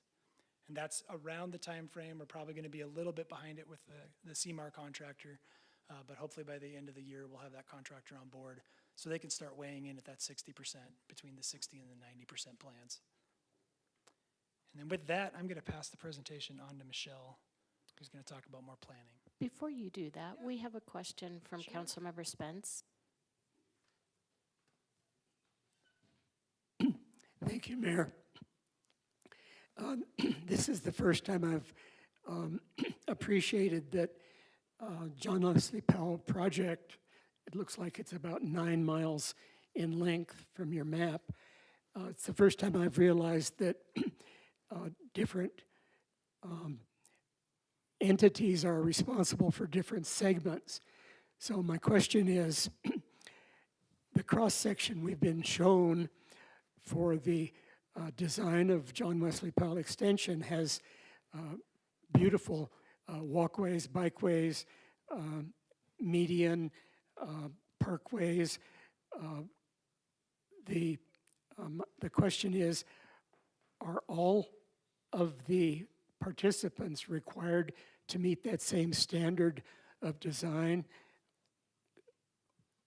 Yeah. Thank you, Councilmember Spence. Yes, they are. We are coordinating all those cross sections together. I believe it was maybe 2 presentations ago to council. We shared the cross sections at different snippets along this transect. We're happy to share that again. It shows the Foots Trail, the sidewalk, the bike lanes, the medians, the cross sections of the roadways as well, but they will be homogeneous all the way along the transect. The roadway is a little over 2.5, 2.75 mile, so it's not 9 miles, it's a little less than 3 miles between the ends and the two ends that currently exist today. The entire, all three The segments two are, yellows from here at Pine Canyon all the way up to here is about 2.5, 2.75 miles. thank you. Yeah, absolutely. Councilmember Matthews. Thanks for your presentation. I thought about this this week when I walked my dogs off J.W. Powell.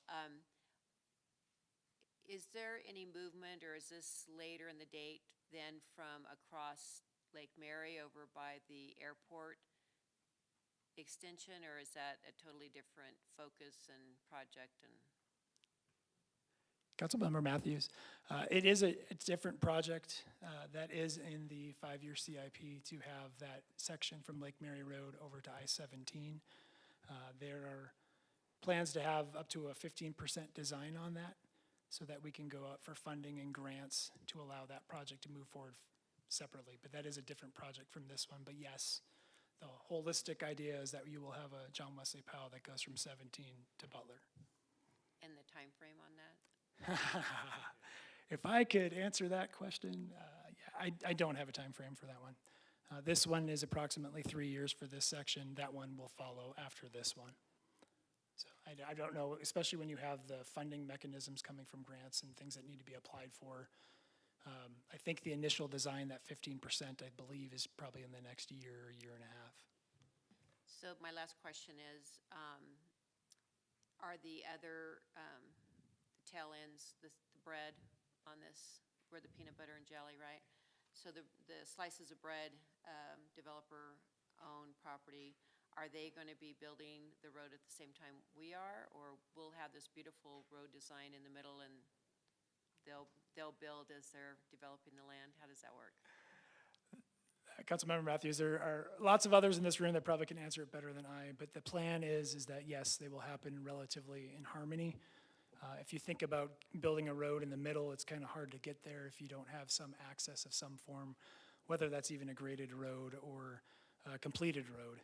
But we're working well to get that timeline synced when you have multiple agencies working together. Obviously, it's a little more clunky than just one. But I feel confident that our timelines are going to be pretty uniform to make this happen in a pretty succinct and uniformed way. Yeah, absolutely. Now you may proceed. All right, I will bring up the better half.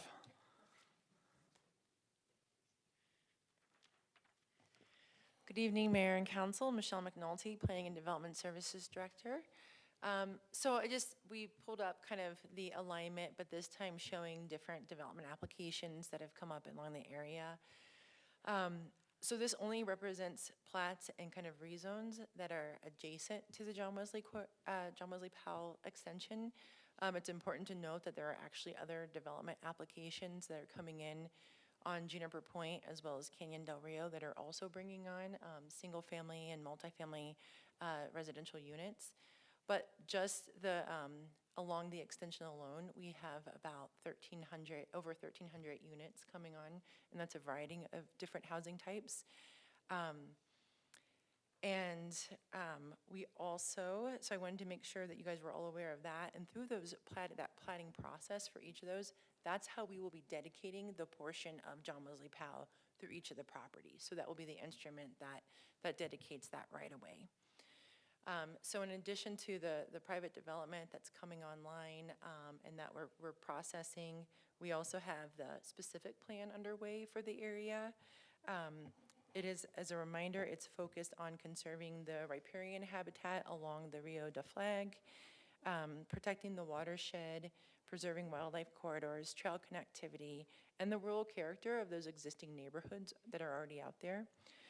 And it's also identifying the public facilities that are needed. So if everybody recalls the Shark Bite piece, which is owned by the city of Flagstaff, that is hopefully going to be future developed with affordable housing as well as a fire station that could include a police substation. as that area grows out. In April, we had an open house for the property owners in the whole entire study area. So not just the large property owners, but all of the individual property owners that live that live underneath this Excel spreadsheet or the Excel rows. And then in May, we followed up with a public meeting with just the general public.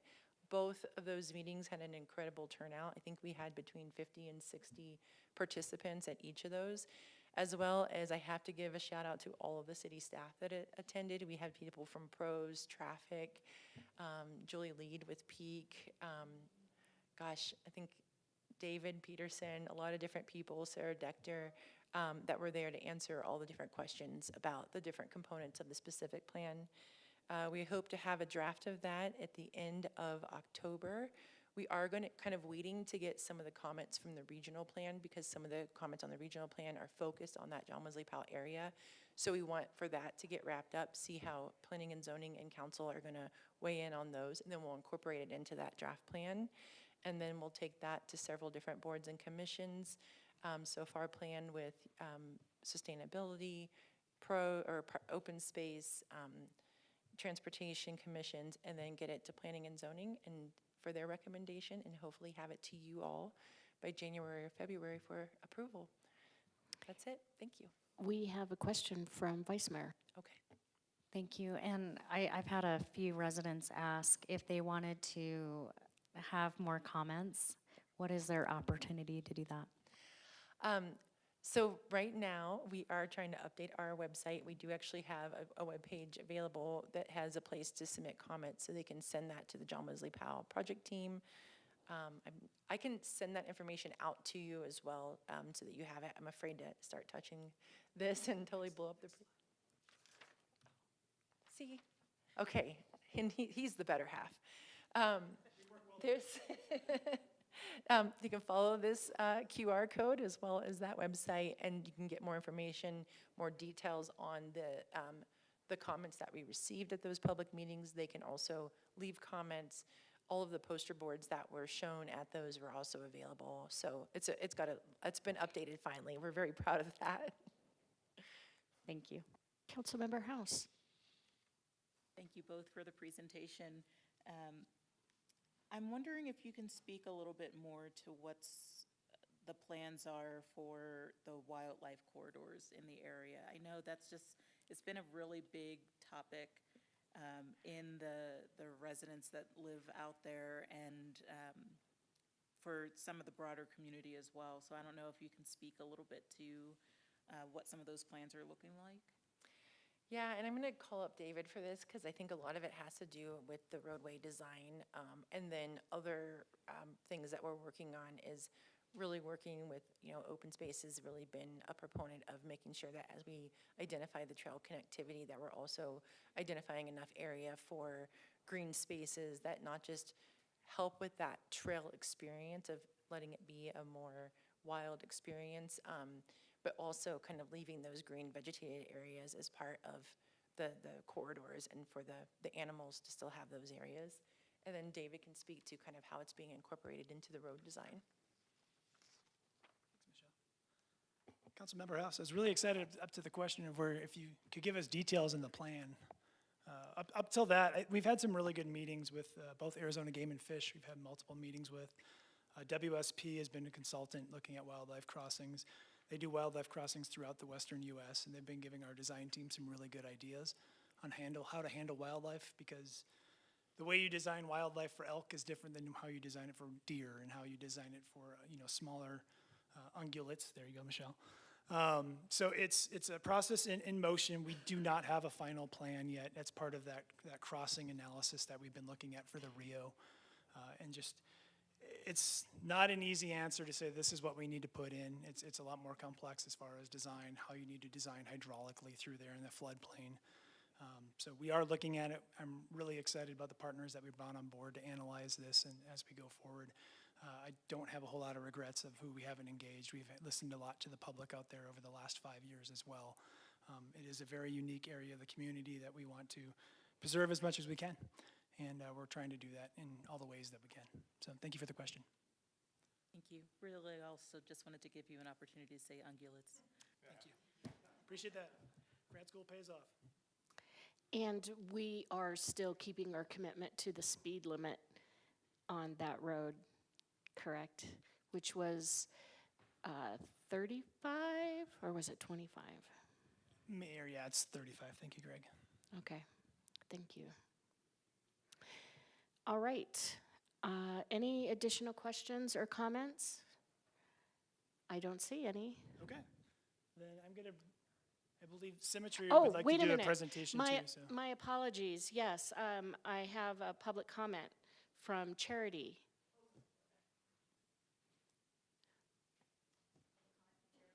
Yes, I have a, on this issue, on J.W. Powell. Don't I? And, but your comment was for the, you want to do it after this next one, Charity Lee? Okay. Sorry, Mayor and Council, sorry, we kind of jumped out of that presentation too soon. We wanted to give Symmetry an opportunity to talk about the development of the 405 so that to even go further on some of the development that's happening in this area. So this is still part of that John Wesley Powell update. Gotcha, thank Mayor, Vice Mayor, Council, for your record, Lindsay Shuby with the law firm of Gamage and Burnham, 40 North Central, Phoenix, Arizona, 85004. And Todd. Good evening. Todd Severson, representing both Pine Canyon as well as Symmetry Companies as the 405, so STL 405, so 8601 North Scottsdale Road, Arizona 85253. And Mayor, if we may, we're going to take the lead of the team effort approach tonight, like Greg and Joanne did, and then as well Dave and Michelle. So yes, just in terms of the JWP corridor, we just wanted to give you an update on where we are with the planning and with the entitlements for the 405 acres in Dave Millis's and Michelle's exhibit, the 405. Again, as Todd said, for the record, he's wearing two hats tonight. So Symmetry is the owner of Pine Canyon. As well, they are a partner in the 405 acres with Capstone Homes. So, the reason we wanted to give you an update is there's a lot of talk about what is happening with the 405 acres. And it's justified in the way that they bought it 5 years ago. I can't even believe it. 5 years ago from now, they've been the owners of this land. And we have been thinking, and Todd and with his teams, of a variety of different development plans. About a year and a half ago, we did submit a rezone application. We can speak to it a little, but the most important thing is it included, and this is not the picture, this is a picture of our current application, but the past application had a mega resort, it had a major golf course, a championship golf course, and approximately 351 homes. We heard from the community, we heard from your staff, and we even heard from a couple of you up there that wasn't good enough. That wasn't the plan that would help meet the needs and the goals of the city of Flagstaff. You guys have two big you've got a housing emergency and the climate action plan. So Todd and the ownership group went back and said, we can do better. What can we do? What does the rezone? And again, this is just an update for you. Our new rezone application was submitted in August, and we had a resubmittal last week. But we just wanted to give you an update of if you did hear of a championship golf course, of a big mega resort, we have retuned our plan. We withdrew that application, and like I said, went back to the drawing board. So Todd, what did you look at when you went back to the drawing board? Yeah, appreciate that, Lindsay, kind of some of the backstory to the property that we've looked at and owned for 5 years with Capstone. In our partnership of Capstone, being a longtime home builder, it's important to understand what they've experienced and heard. Again, reiterating kind of in collaboration and input from council members, from city leadership and staff. It's been an opportunity to educate and to learn. And we feel like we've really taken that knowledge and found an opportunity to implement it into our project. First and foremost, we see ourselves as a community partner. We really do. We have contributed as a major contributor to the JWP corridor dedication. So we have just under a mile of the road going through our property. We took on additional capital that was required due to some of the other landowners not being able to fund their sections at that time, to the tune of about $3.2 million that we absorbed on the STL 405. And we're continuing to align and work with staff and planning to figure out road, sewer, and water solutions for an area of development that helps meet the housing needs of the city of Flagstaff.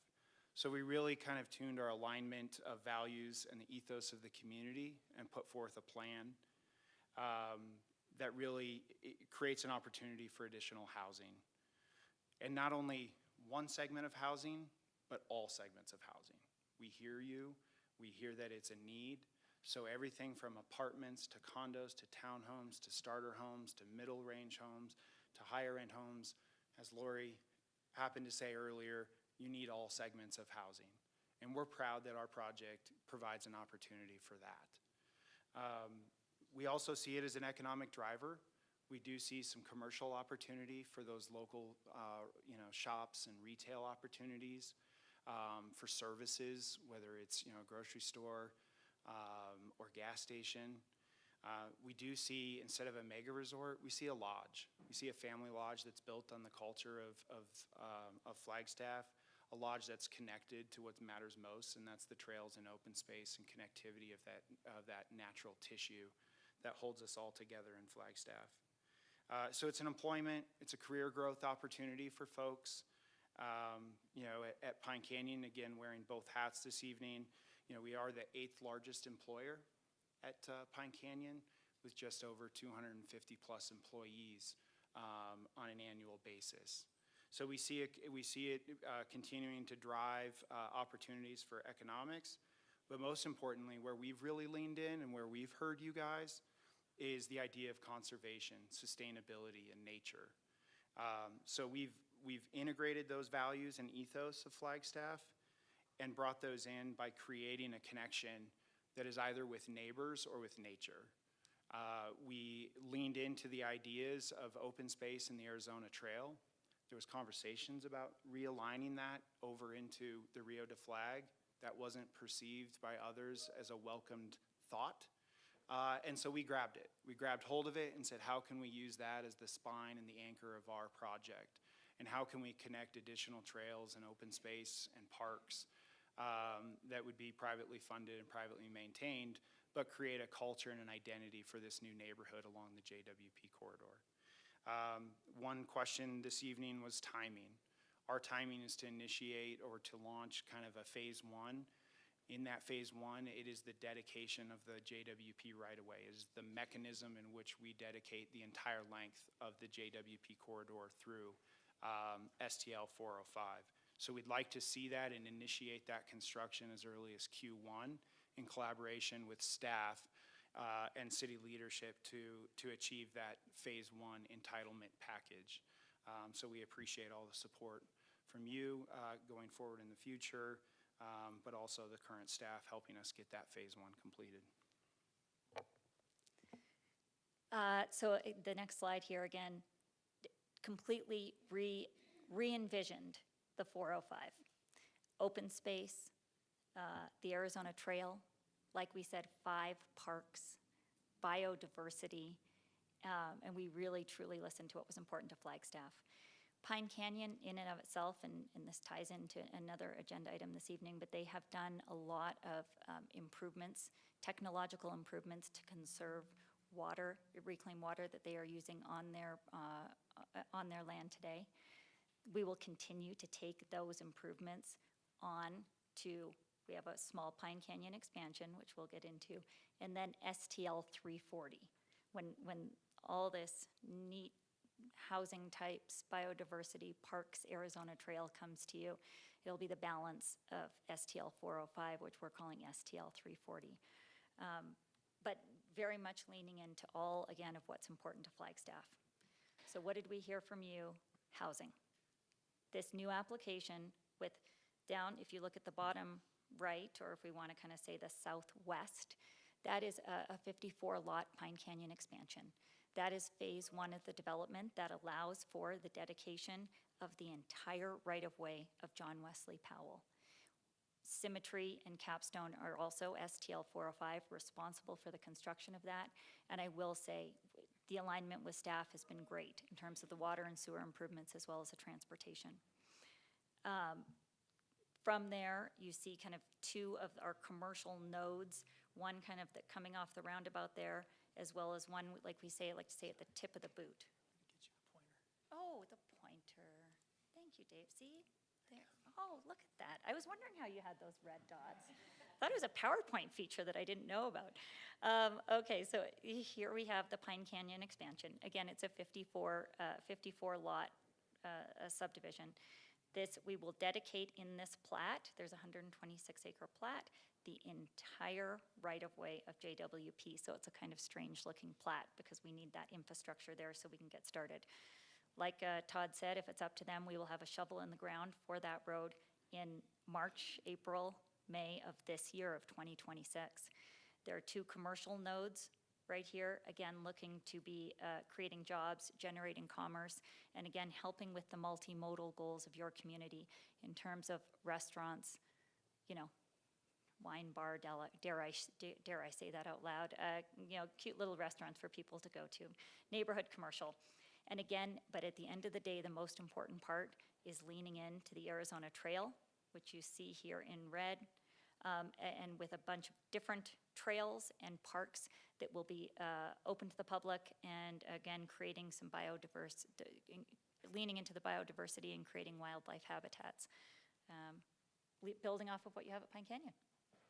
Yeah, and we do have a few folks from Pine Canyon, and I just want to thank them for their efforts in implementing what was a $3.5 million irrigation renovation project.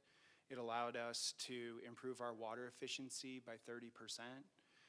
It also let us remove 10 acres of irrigated turf out of the golf course corridors and restore that back to native landscaping, grasses, trees, etc. We're proud at Pine Canyon to be a Firewise community and a member of the Audubon Society. We really do believe that the biodiversity and habitat that we've created there at Pine Canyon through the lakes and stream systems has borne years of osprey and eagle nests. We have an extensive elk population, which sometimes works against us. They do like to make a mess. But we've integrated those, and we do see phase one as a continuation and a place-making statement that we're committed to carrying those biodiversity and habitat creation opportunities into the broader STL 405. So yes, there's some golf in there, you know, related to a small kind of pitch and putt or executive par 3, but it also is the phase one of bringing biodiversity and habitat, and then allowing for us to continue that through enhancing trails, open space, and parks through the use of strategically utilized reclaim. So we feel like we align. We're excited about where the plan has come from and where it is going to go as we continue to collaborate with staff and council. So we appreciate your guys' support in helping us kind of advance that in a long-term partnership. And Mayor and Vice Mayor, council members, we hope that this application is in front of you before or after summer break, hopefully before summer break. We're in the queue. We'd love any type of comments, questions from the community, from any council members who have any questions about this application's ideas on how we can make it better. We look forward to working with every one of you. This is an important piece of land to Flagstaff, and we really hope you're excited with the changes that we have made and the direction that we're going, and welcome any questions or comments. Thank you. All right, we have a question from Councilmember Garcia. Thank you, Mayor, and thank you guys for adding to the presentation. The stuff that staff had up earlier was informative and exciting to see how we're moving in what I call Flagstaff Part 2. So when it comes to this John Wesley Powell Boulevard, Flagstaff Part 2, as I sometimes call it myself, I think developing that portion of land that's really kind of away from a lot of the amenities, I really do appreciate that you have mentioned that you guys are going to have some neighborhood commercial infused in there for the reasons of sustainability, and that, other things that I heard you mention were the parks and the trails. Having the Arizona Trail routed through your property is something that sounds great to me. Other things that I like to hear was the fact that you guys are going to be eliminating your championship golf course. Flagstaff has a lot of golf courses and not a lot of houses. So you guys supplementing the golf course with some new housing makes me thrilled and makes me believe what you say when you say you guys were listening to things that were coming from the council and from, more importantly, the community. Now, as you all know, we have a lot of state preemptions when it comes to short-term rentals. One thing, when I look at your map, I'm just astounded by the fact that you guys are proposing to put potentially 800 homes out there. That's fabulous, especially when you put it up against the surrounding properties. It's above and beyond. I'm glad that you're making that use of the land through density and kind of everything that we're talking about as a community, as far as what we want housing to look like. That's one thing that we don't have control over, and that is the short-term rental component. So if you built 800 homes and 500 of them went to short-term rentals, then what are you helping? I'm not saying that against you guys, but that's just a scenario that I have to consider as a council person, with my hands tied by the state. Do you guys have any proposals as landowners for circumventing that issue for us, or making it as a development to where you don't allow investment properties as home ownership? Yeah, Mayor, Vice Mayor, council member, as you said, the state does tie your hands. It's something that we have heard is very important to the community. We will take that back to the partnership. Nothing we can commit to tonight, but I appreciate you raising that. I wrote down all the things you liked, which is good, and I'll write down short-term rentals to bring that back. Yeah, I really appreciate it. I don't want my commentary about the short-term rentals to minimize the admiration I have for the outside-the-box thinking when it comes to this property, and my hope is to the vision that I see from the vision that you guys are giving to me is something that I hope spreads to other developments nearby, where we start prioritizing housing, sustainability, multimodal transportation, and community living again here in Flagstaff. Thank you very much. Wonderful. Thank you, Councilmember Garcia. Councilmember Matthews. Thank you, Mayor. First, I just wanted to kind of emphasize your comment about being a community partner, because I don't think a lot of our community really know, besides the tax revenue, besides being a large employer, and it didn't get the attention that it should have gotten, but the donation that you made to the Girls and Boys Club, I think it was about $400,000 in exercise equipment that was just phenomenal and just a game changer for the Boys and Girls Club. I was there, coordinated it. You reached out to me and you said who could use this, and that was the first call I made. And when we went and saw the equipment, I had different expectations, but when we went in, I was like, this is like a showroom. Did anybody even use this equipment? So it's beautiful equipment, and I just want to give space to that was a hugely generous donation to our community. I also want to just restate that the development from all of the property owners off J.W. Powell Extension, I view that is just really where we're going to make huge strides in our housing crisis. We do need all housing types. And I appreciate the conversations that we had, and I know you had conversations with another council member as well, and I really appreciate the fact that you guys listened and that you did a major pivot on this. We get some comments about golf, and although I appreciate that it's not a PGA golf course that you're doing now, I think a lot of the community forgets that golf is part of our outdoor experience. Our Discover Center, and I think the other, what was it, Flagstaff, I forgot the other division, talk about golf being one of the hallmarks of our outdoor activity. And that Pine Canyon and Flag Ranch and Continental and Aspen, they all have youth programs. So it's not just for those adults that maybe are retired and can afford a golf membership, but there's a lot of youth programs out there that help our younger generation. And it is, some of us are adamant about hiking, some of us biking, skiing, and golf is one of those as well. And we're known for that. And so I just wanted to remind the community that golf isn't something exclusive to the rest of the community. It's part of what makes us a community. But I do appreciate you changing that, making it a little bit more smaller. And I'll save my other comments too when we're talking about reclaimed water. But, this is exciting. And city manager will agree with, when we have our one-on-ones every month, my first question is, how are we doing on the JW Powell extension?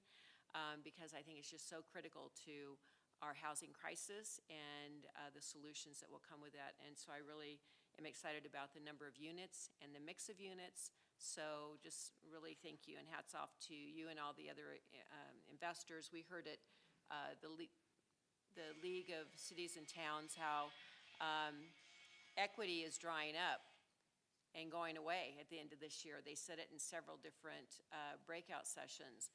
And so the time is now to get these things nailed down. And, because without equity, without that investment, no housing will come. So it's important for our staff to keep it moving. As Charity talked about, I'll have to have that conversation more with her later, but it's important for us to streamline those efforts and make sure we're turning this stuff around. So thank you so much. Vice Mayor. Thank you, and thank you for coming tonight and talking with us. I did meet with you, and I remember I asked you, okay, do you want me to be blunt with the original plan? And I kind of tore that plan apart, I'll be very honest. I was like, you're building something for a tourist, not for our community. And I could just see the look on your face. It was like, oh, and you kept getting a little more defeated as we went on. But you came back, and you did listen. And I'm just, from where you first started saying Mega Lodge and the golf course and yada yada, it was like, you lost me. But I do feel like you've really listened. You've gotten us to a place where this is benefiting our community, and I really appreciate that.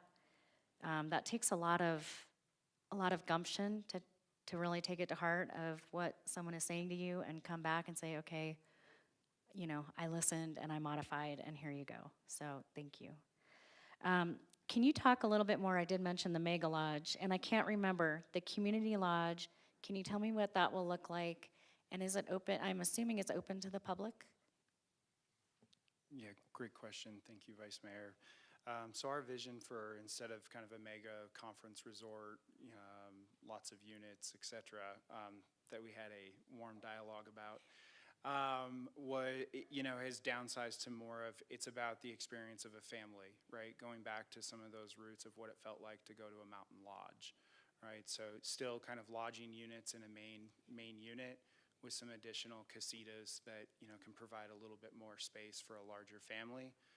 Some amenities that allow you to immediately connect with nature, whether that's terracing or dining, outdoor dining. We see as an opportunity to connect to the commercial and create a designated trail so that you can, use multimodal opportunities of either your own 2 feet or a bike, and get to, other commercial opportunities adjacent to the lodge. And then by enhancing those trails, by enhancing the natural environment that's already there with ponds and some streams and native landscaping, we think we can really immerse people in a true Flagstaff experience. And I think that's what people are looking for. Are the amenities at the smaller lodge open to the public? I'm sorry, did you answer Oh, that? sorry, I didn't answer that directly. Yes, yep. Thank you. City Manager. Thank you, Mayor. Thank you for this discussion. I'm not going to echo other comments made at the dais. We appreciate hearing those comments. I'll share with you a little staff perspective on this as it touches on two topics.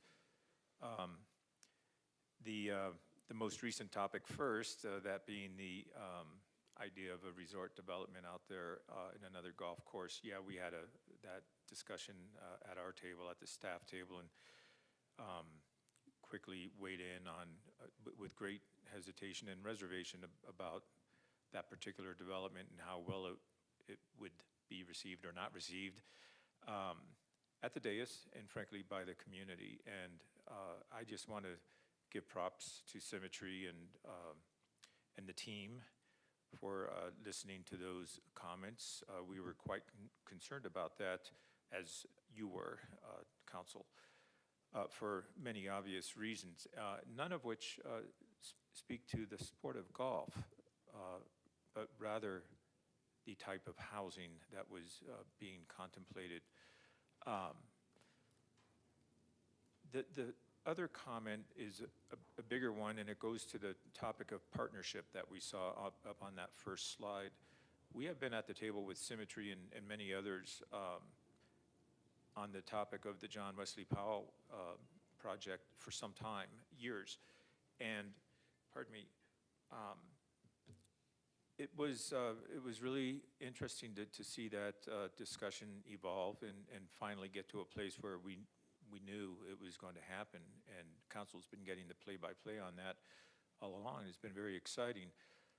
I still marvel at how many different property interests in the city came together to get this alignment straightened out and then get the funding question addressed and then get to a place where now we're talking about design and construction. And to your previous question, Dr. Spence, construction on that is, even though you didn't get a timeline, is going to be expedited.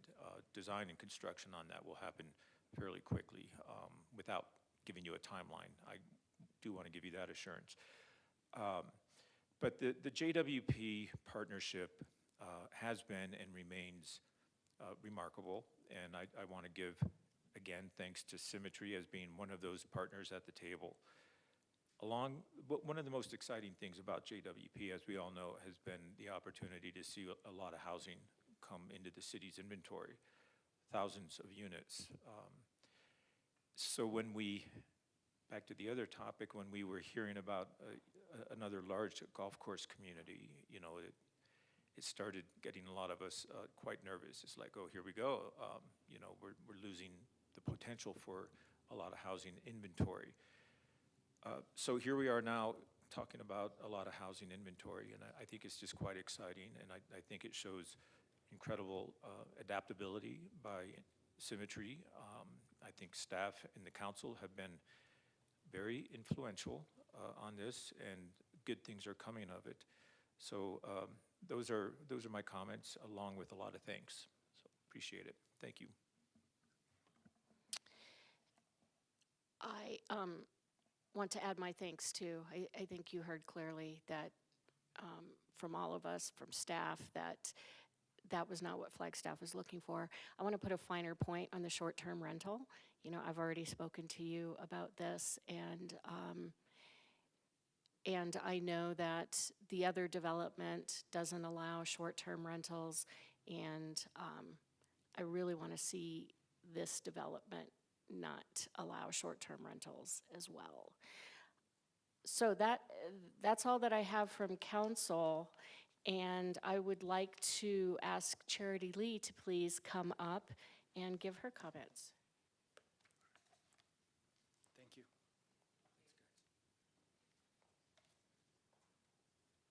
Hi, Council, Charity Lee, Capstone Homes. I just wanted to give a quick update on Canyon Del Rio. And so, as you've been aware, we recently had the Phase 2 block plat approved by council in September. And then we submitted August 26 our dedication documents to the city. And last Friday, we submitted our 100% construction plans for the right-of-way, so we're moving forward. We plan to start grading this fall on that right-of-way, so that's our hope to do that. We're working right now to get our appraisal for the right-of-way acquisition, so that's in progress, and that should be coming to you soon. In Canyon Del Rio, currently, we have 4 subdivision plats and a site plan in review. This will bring, right now, 535 units to the market, and it's a mix of a variety of different housing types, from rental housing with a variety of different square footages to provide different income or price points, as well as townhome product and workforce housing product and single-family detached. So we really are focusing on every segment of the market in Canyon Del Rio, as well as we have a variety of trail systems throughout Canyon Del Rio, so the community is just going to be very beautiful, and we're really excited to bring these units to the market quickly. At full build-out, lastly, we're anticipating that Canyon Del Rio should have about over 1,400 housing units. So. That's all phases, correct? Correct, yes. Okay, thank you. All right, are we finished with 9? Number 9? Okay, so we'll move on to 10, which is discussion of amended agreement regarding reclaimed water for Pine Canyon.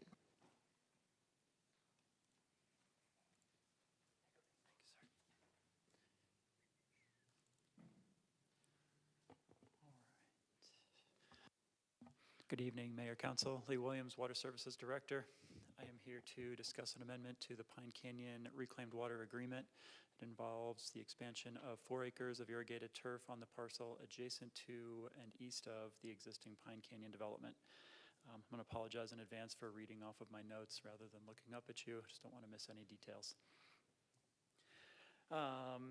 As you saw, this agreement is tied to the larger Pine Canyon development and the agreement with the J.W. Powell alignment. But my sentiment is they're doing more with less. Pine Canyon has made significant upgrades to their irrigation system and turf at a considerable cost to themselves by removing 10.2 acres from their existing course, implementing water-saving technology that only 10 to 15% of courses are using nationwide. My time's up. I'm out. Okay. Thank you, Lee. You're welcome. Shall I continue? Okay. Let's see, 10 to 15% of courses nationwide are using this technology. Many are not. And they're planting grass species that are more suited to the climate in Flagstaff. They've been able to reduce their usage of reclaimed water, which is the only water allowed for irrigating of golf courses in the city of Flagstaff per city code, to the point that they will be returning the negotiated amount of nearly 30% of their annual allotment, which includes 10% of peak month allotment to the city.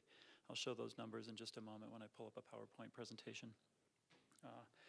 From a water services perspective, they're doing more with less. More with less, I believe, aligns with our, I know it aligns with our water conservation efforts, and I believe it aligns with the values of our community as a whole.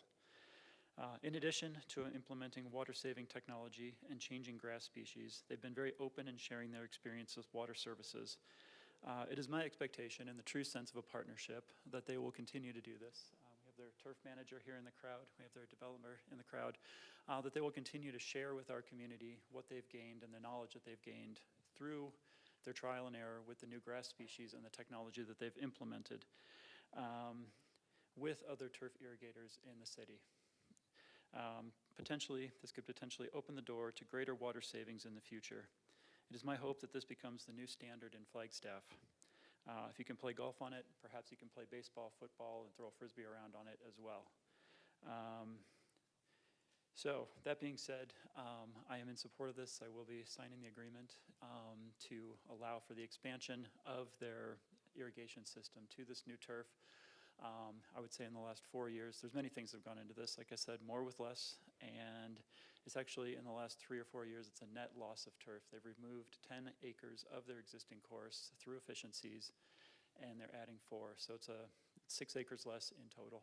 I'll pull up some slides, I'll show you some numbers, and I'll be ready for questions whenever you are. All right, so in addition to the expansion of the course, there's a couple of things in the existing agreement that need to be corrected. The county assessor parcel numbers will be corrected on the existing agreement, and the latitude and longitude of the place of use will be corrected. The current agreement expires in 3 years. The new agreement will be 5 years long. That is our standard term for a reclaimed water agreement with Water Services. All right, here's the numbers. They're adding 4 acres of turf on an adjacent parcel. Pine Canyon has agreed to reduce their annual allotment from 360 million gallons per year, that's 30 million gallons per month times 12 months, to 253 million gallons per year. That's nearly a 30% savings. It allows for use elsewhere should we pull an industry into town or use it for other purposes. Also, they will be reducing their peak month from 30 million gallons per month to 27 million gallons per month, which will also reduce some of the stress on our system during those hot months and potentially allow for use elsewhere. I don't know why that slide is in there, I apologize. Maybe I'm not in display mode here, sorry about that. There we go.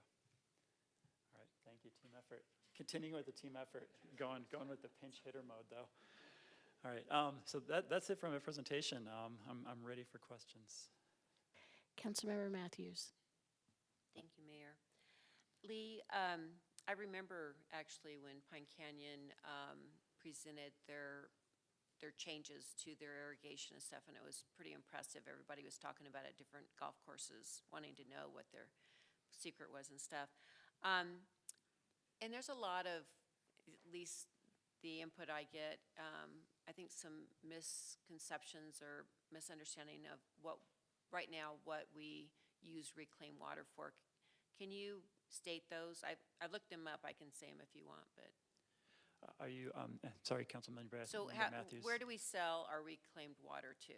For irrigation? Yes, I can list a couple of those for you. Without naming names, there are some manufacturing processes in town that uses our reclaimed water. In the wintertime, Snowball uses it for snowmaking.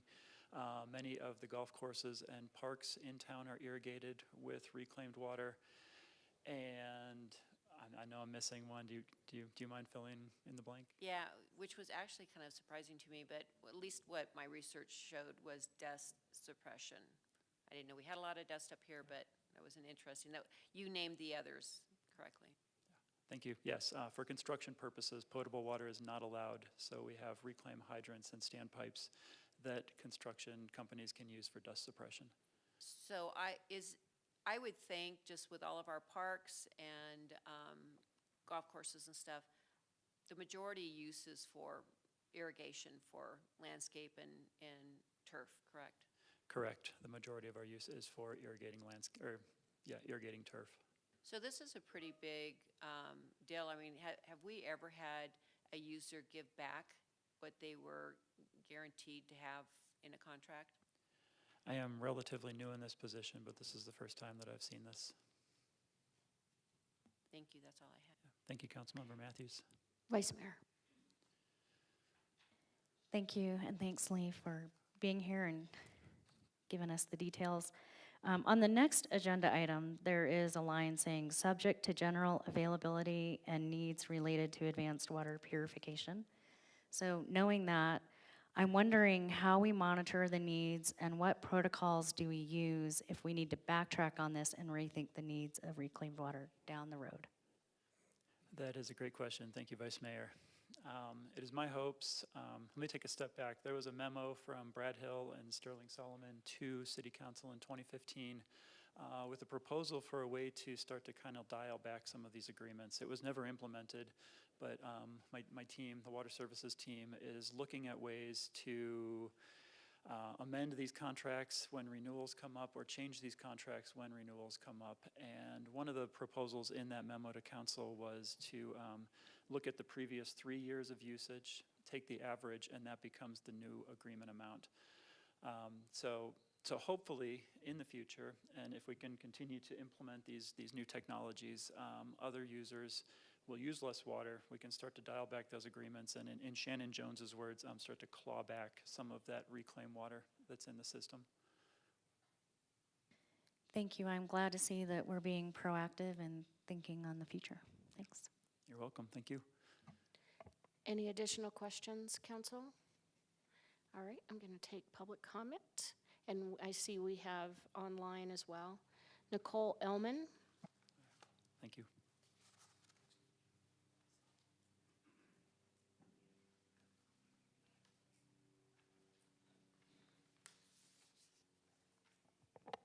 Thank you, Mayor, Vice Mayor, Council, staff. Appreciate the time today and the considerations given. I'm speaking as a private citizen and a current participant in the Water Commission Working Group. I would like to express my support for this item and amendment of the water agreement between Pine Canyon and the city. Thank you. Thank you. And online?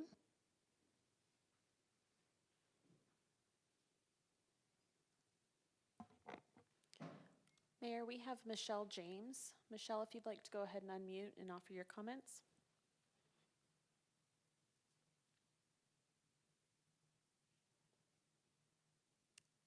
Michelle?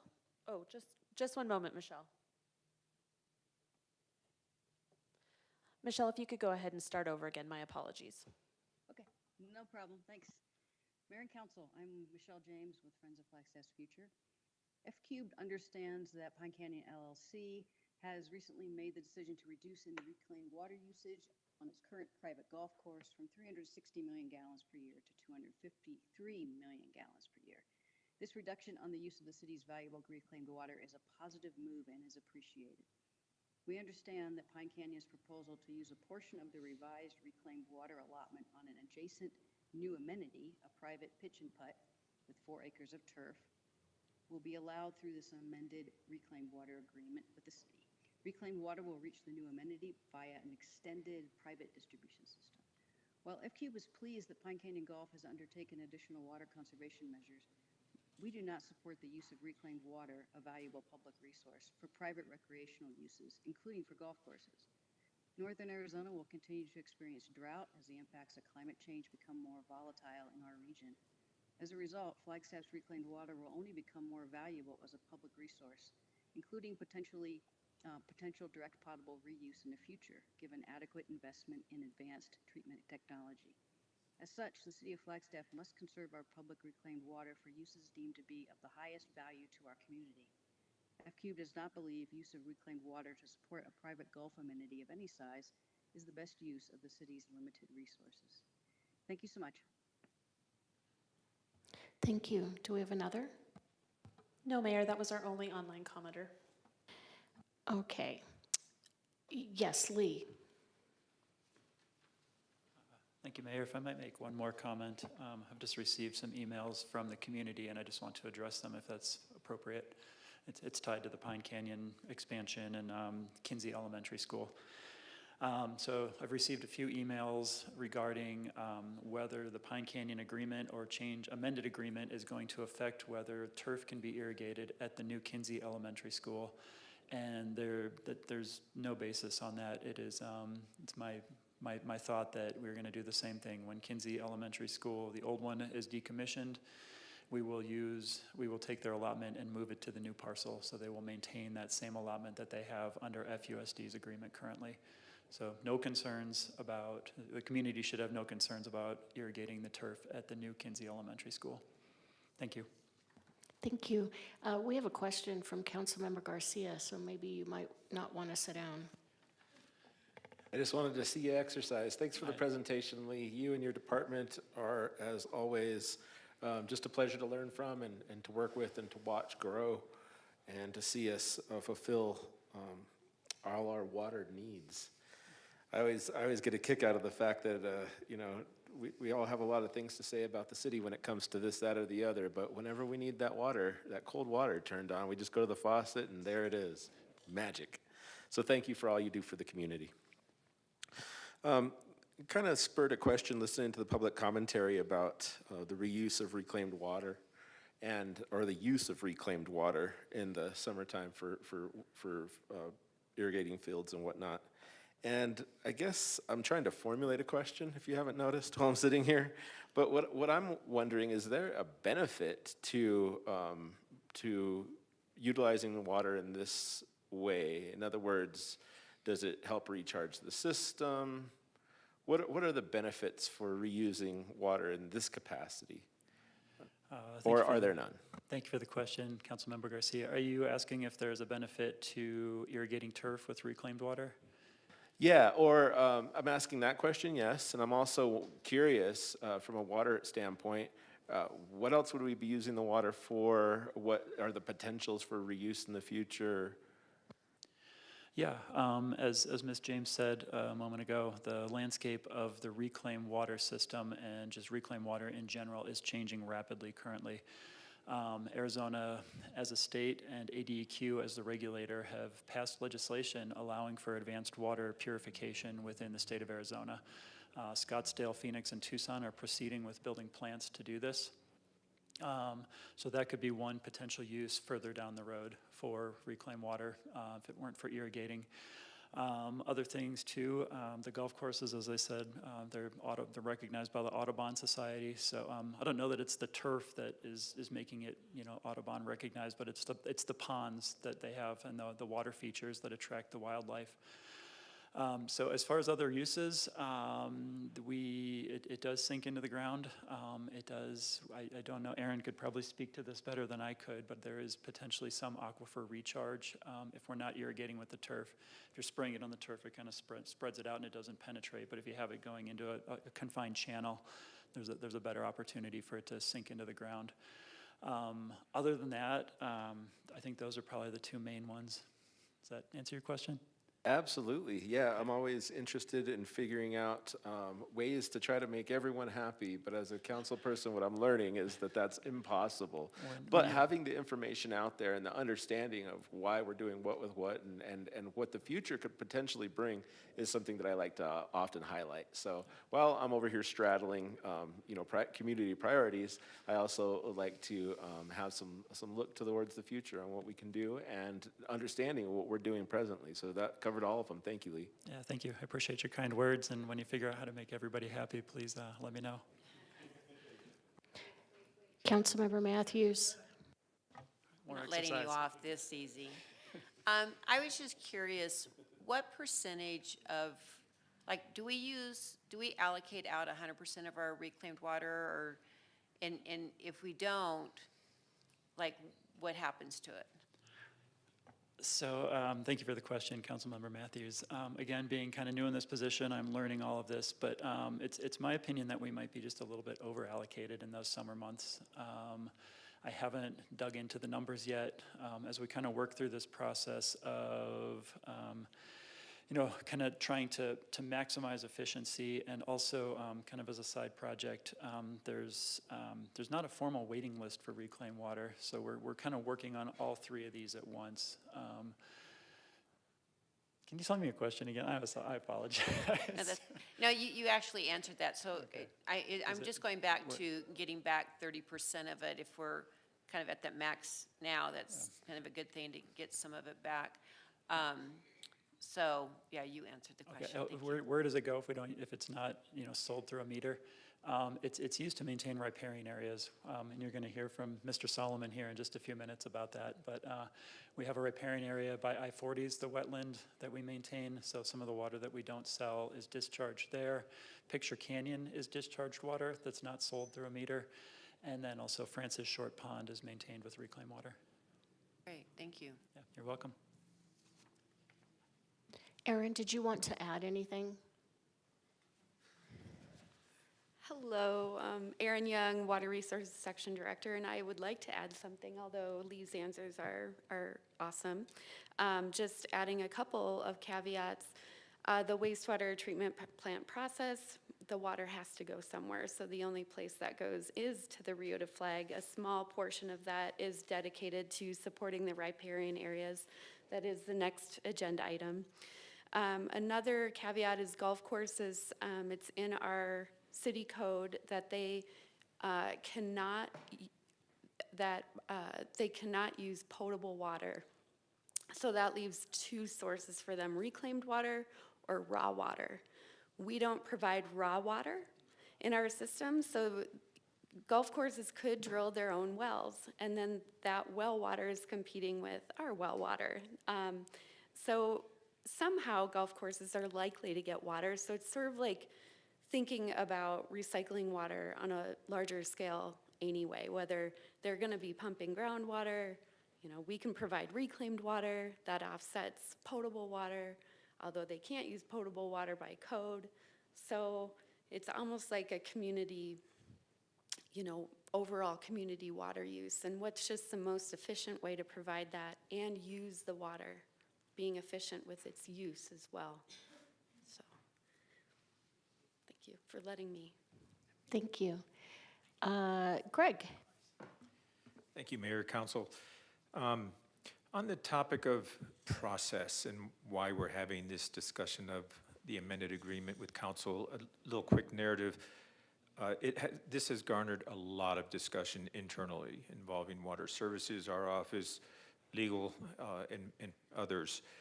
The code is less than crystal clear as to how these things get approved, but on its face, it looks like they get approved administratively. That said, and we came to the conclusion that this could all be enveloped within an amended agreement. That made sense to us. If there is something to be discussed on the north side of JWP, and you heard snippets earlier of some ideas there with regard to reclaimed water, I think that'll be coming back to the dais for more discussion. But with respect to the amended agreement, that was the avenue we decided we would pursue here. Why is it in front of council? Because we know it's of interest, and so we're not necessarily looking for an action on this. As Lee mentioned, it can be approved administratively. We wanted to get council's read on it. We're actually very supportive of what's being proposed for the reasons already mentioned. And we wanted to hear any public comment as well, but just wanted to explain that as the process. And any questions on that? Thank you. Thank you. All right. Looks like we have asked all of our questions, and I have been asked to give us a break so that we can reset our AV system. So let's say 5 minutes, and if after 5 minutes we're still not rebooted, then it will be 7 minutes.